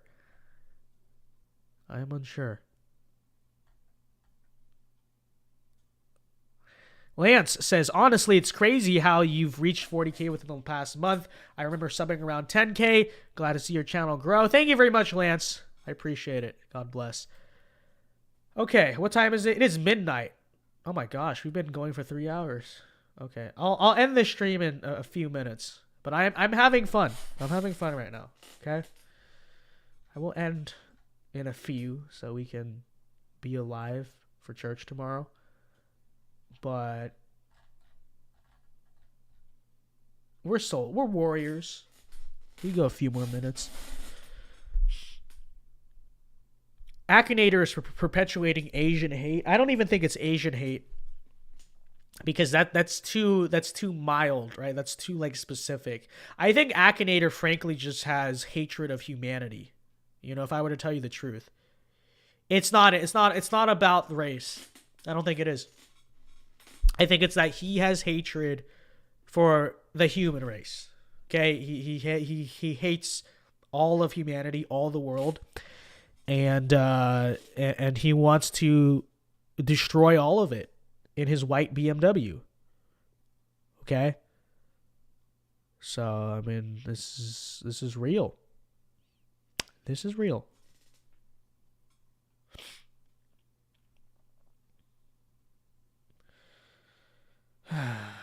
Rowley Gonzalez says, Vince, did you see my text? I did, but I don't know what to do with it. With the flag. It's a cool flag. I don't sell flags right now, though. That's the issue. I would like a Shopify that actually sells flags, but my merch store does not support flags. So Shang Yang wasn't even in the database. Who is Shang Yang? I don't know who that is. Bro, Akinator just guessed Stalin in 10 questions. I mean, yeah, that's Stalin. Like, I'm just insulted that they couldn't figure it out for me, you know? Thoughts on Tammany Hall? Tammany Hall was very corrupt. But, you know, considering the modern state of the electoral system, would it really be so bad if Republicans did a version of it? You know, it's like, oh, well, that's... What is the argument against it in the state of modern American democracy? What is the state against it? Because they've made this electoral system. Let me focus a little bit. They've made the electoral system so that the entire thing is like a turnout game. Like that's how they purposely structure this. Vote, make everyone go vote. So why can't Republicans do a political machine? The Democrats have a political machine. It's called, you know, Black Lives Matter, right? Like they do this stuff. So, you know, corrupt, not ideal, because I don't like the concept of a political machine. I think the people who should be voting are the people who care and are invested, et cetera, et cetera. We get that. But, I mean, what are you going to do? What are you going to do? I think we need it. I think we need an America. I think Republicans need to, I mean, I don't know how you do it in the modern sense, obviously. You know, you got to. But what is this? Pop up? No, I don't care. Okay, it's a parody account. All right, why do I have parody accounts? You're that famous, Romans 5:8. You're that insanely famous. I tried getting Vince on Akinator, and then I got Sneeko and some random guy, and then I got John Doyle. Well, at least you got like right-wing YouTubers. I was getting freaking Lil Huddy, not Lil Cuddy, who is like a old right-wing Lil Huddy, who is like an emo gay guy. I didn't appreciate that. And then it gave me some cartoon guy who wasn't even real. And then it gave me the last, you know, the infamous last one. Yeah.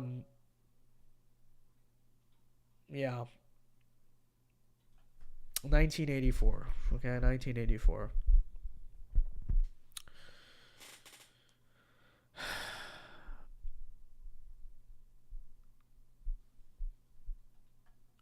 Favorite foreign leader?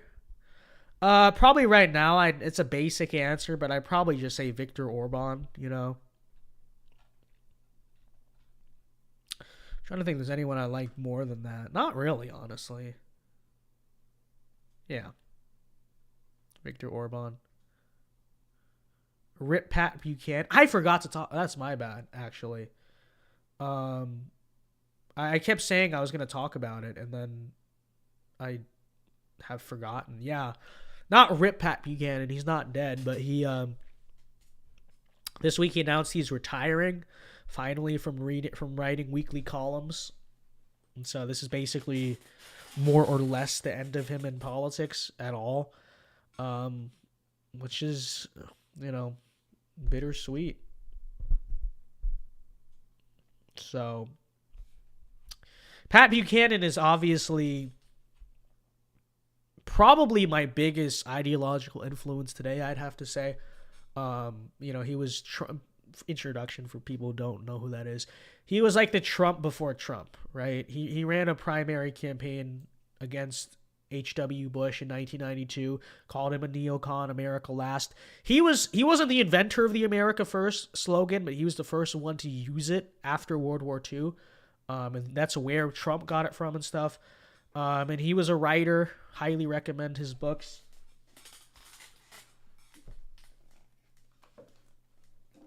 For the newbies to the channel, and ask me for literature, just read these two. Honestly, I'm of the opinion you don't have to read a lot of complicated political nonsense. I'm kind of like anti-reading books all the time, honestly, because it just makes people nerds, okay? And then they just end up with stupid ideas. They don't know what they're talking. But I would recommend the two famous Pat books, okay? For the new people who are like book recs.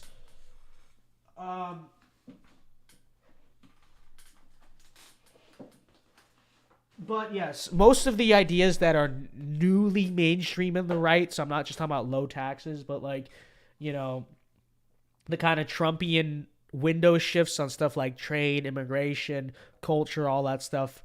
Pat Buchanan was like the first to say it, and very, very, very legend. So we wish him a very happy retirement. And yeah. Why are you saying Rip Dow now? Hey, that's not funny, Enclave. I'm a highly, I've never felt younger. Okay. You know, I'm about to turn 20. I'm basically a senior citizen now. I get it. Compared to you, aren't you in like high school? Okay, compared to you, I get it. I'm a senior citizen. But I still got juice in the tank. Okay, I reckon I still got a few more years. All right.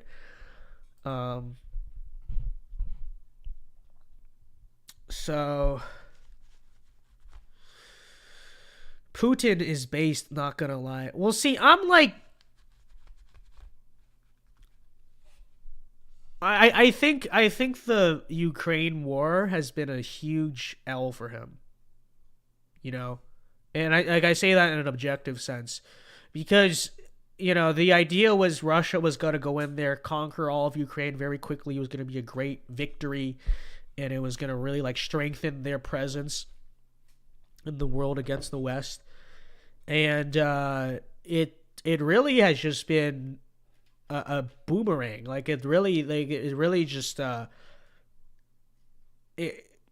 now Russia is kind of a laughing stock, because somehow like third world Ukraine is like handling them militarily and stuff, and they didn't really let the generals plot out the war. They had like the KGB or whatever it's called now. KGB and Putin planned it out, and then they had like an unrealistic invasion plan, and they've gotten stopped, and now the war has been going on way too long, and now they're talking about maybe coupping him, and you know, it's kind of like it's really like vindicated the West in a lot of ways. And so I mean I think I think that this war has really like knocked him off whatever pedestal he was on, you know? And I don't say that to like shill for Ukraine or simp for Zelensky. I'm just saying like objectively, you know, the ideal situation or the vision was to handle it swiftly, and now they're like gridlocked and hoping to get like a few miles of territory. You know, I don't know. I don't know. His presence and like status has definitely been knocked off in that regard. I tried it again and got Bill Nye. See, now it's just laughing at us.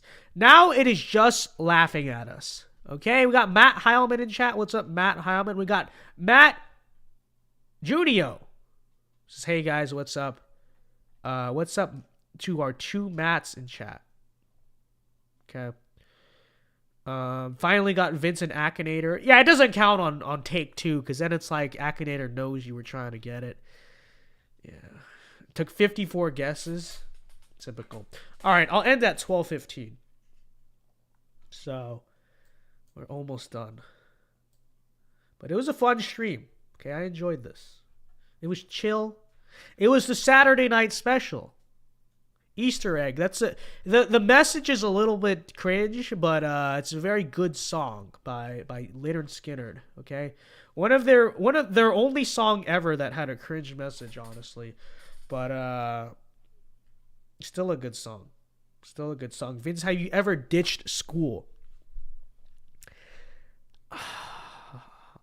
So I assume that means like without parental permission. Like I've missed school to like do stuff before, and I assume that also means not in college, because I've missed college classes. I probably missed more college classes than I've been to. Not gonna lie.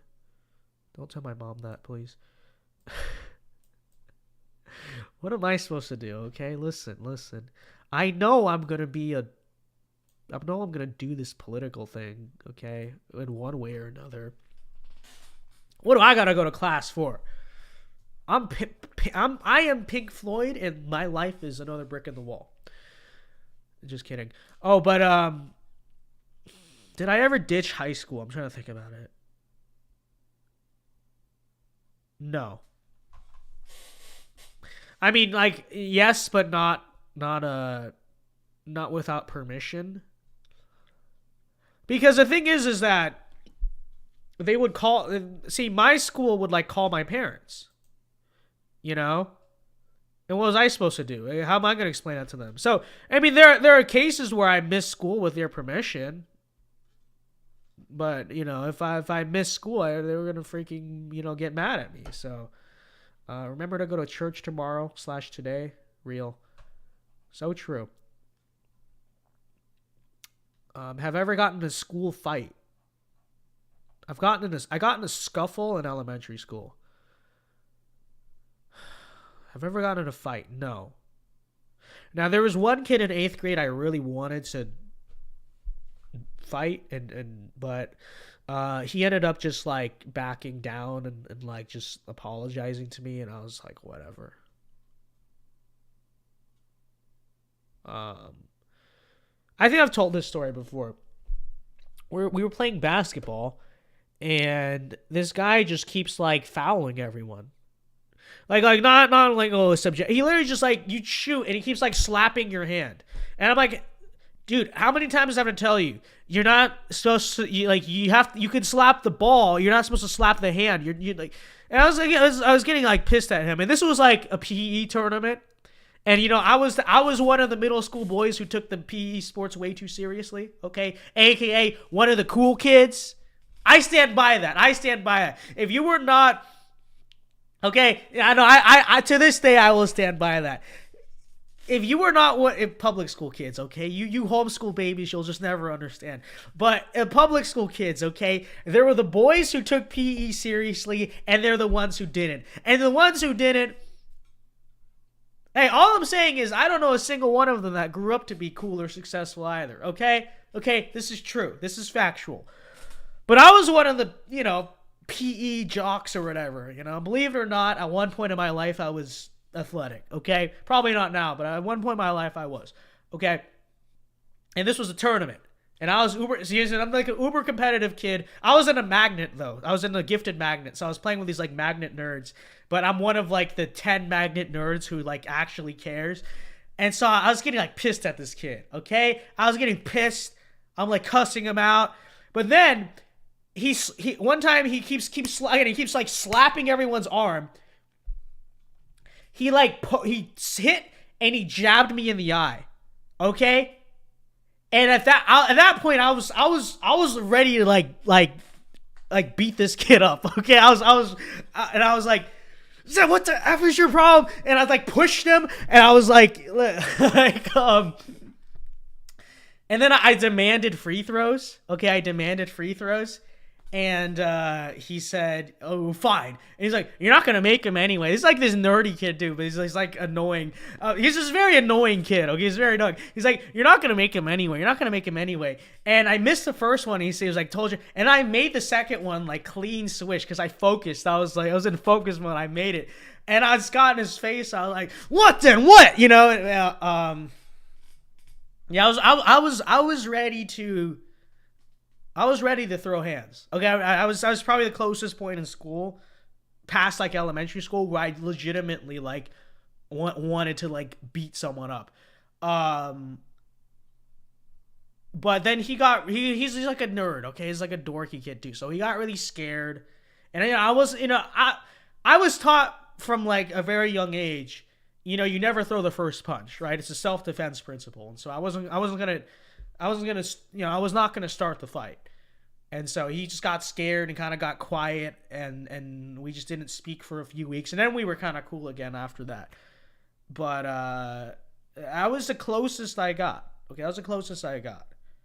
Because other than that, nobody really had problems with me. And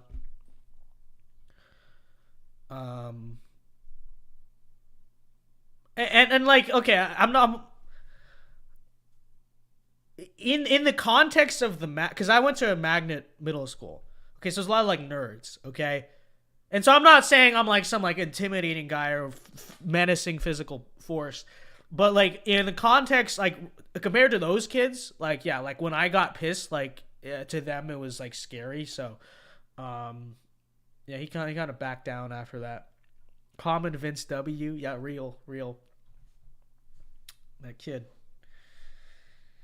And that kid never ceased to be annoying. Actually, you know what? I wonder. I'm gonna look him up on it. I'm not gonna share his. I'm gonna see if he has Instagram. What? This is such a stupid thing to do, but let's see.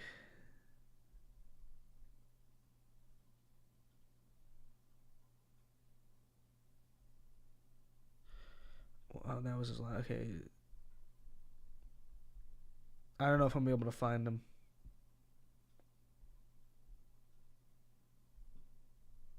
I don't know if I'd even recognize. No, I don't know.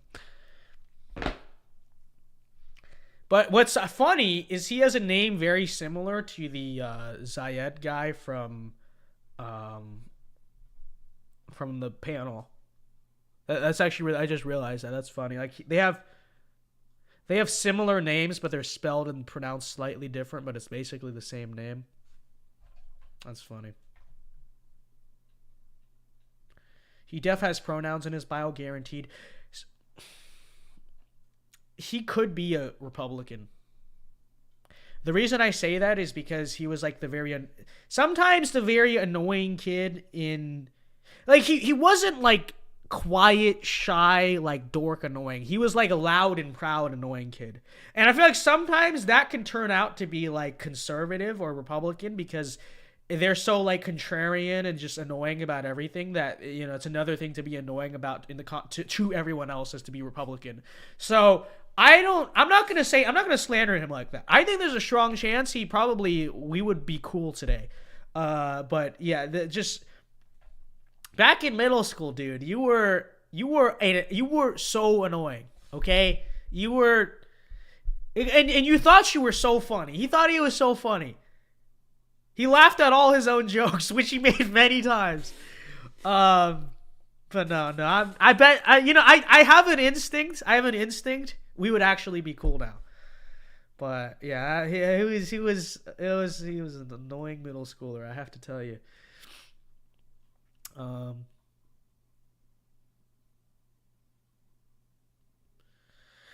The school now allows their high school students to have the choice to do a health class in sport, and it counts as PE. You can do a sport outside of school now. Yeah, I don't have an issue with like the sport, because high school PE is like a joke, at least for me, my school. And so it's like whatever. But a health class, that's stupid. I feel like, because how it was in my school is like, if you did a sport, that was like your 6th period class, which I ran track. I was on the basketball and football team briefly. But and so that's how it was for me. But I don't think like outside of school, what you can go do like rec sports, and that's a sport. Like I don't consider that valid. I will say I don't have an issue with like playing sports for high school and that being a class and being a credit. People might disagree with that, but it's also like, I don't know. High school PE was a joke in my high school, so it's like middle school is the worst time in is the worst time of life. I disagree with that.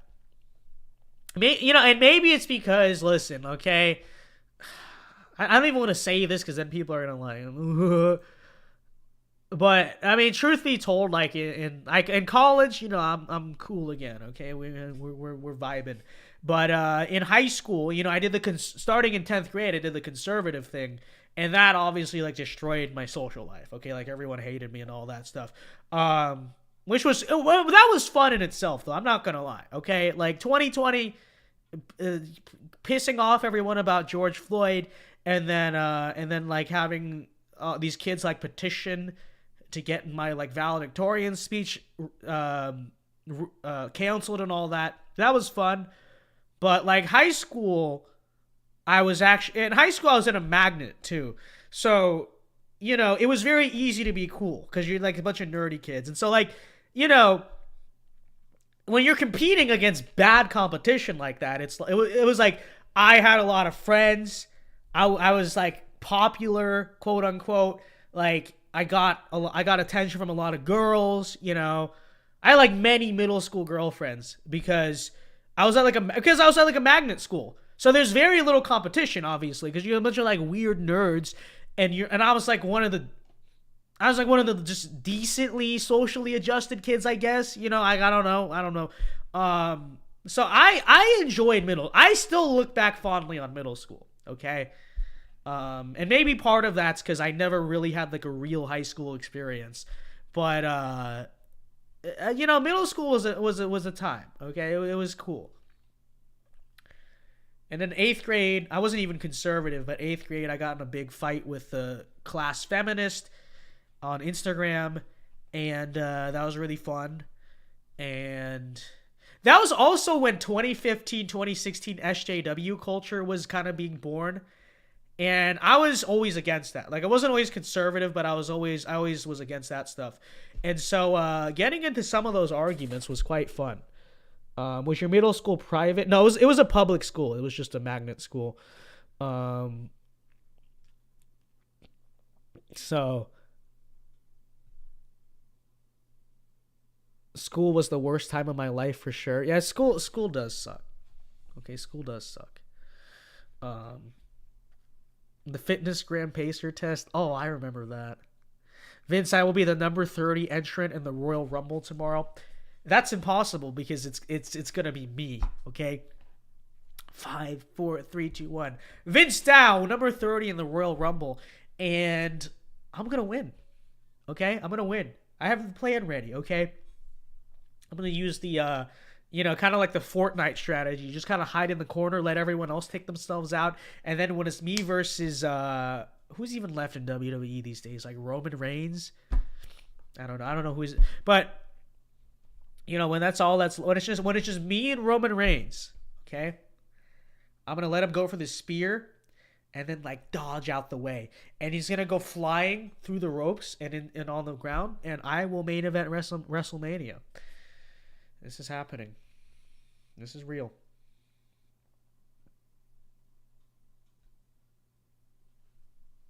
So, politics in 2016 on the internet was so fun. It was fun, but it was more fun in real life. It was hilarious. Okay. All right. It's 12:26. I said we were going to end at 12:15, and I went on a rant about how I wanted to beat up a kid in middle school. Okay, ladies and gentlemen, thank you very much for joining us tonight. Remember to leave a like. If you have not yet left a like, be sure to leave a like. I appreciate the support. Thanks for being here. Thank you to all the super chatters we got tonight. Appreciate the support. God bless you. Have a great rest of your night. Hopefully you fall asleep soon. Have a great rest of your night and a great Sunday. And until next time, folks, alpha moves only. God bless. Screw that kid still. But we could be cool friends today. And peace.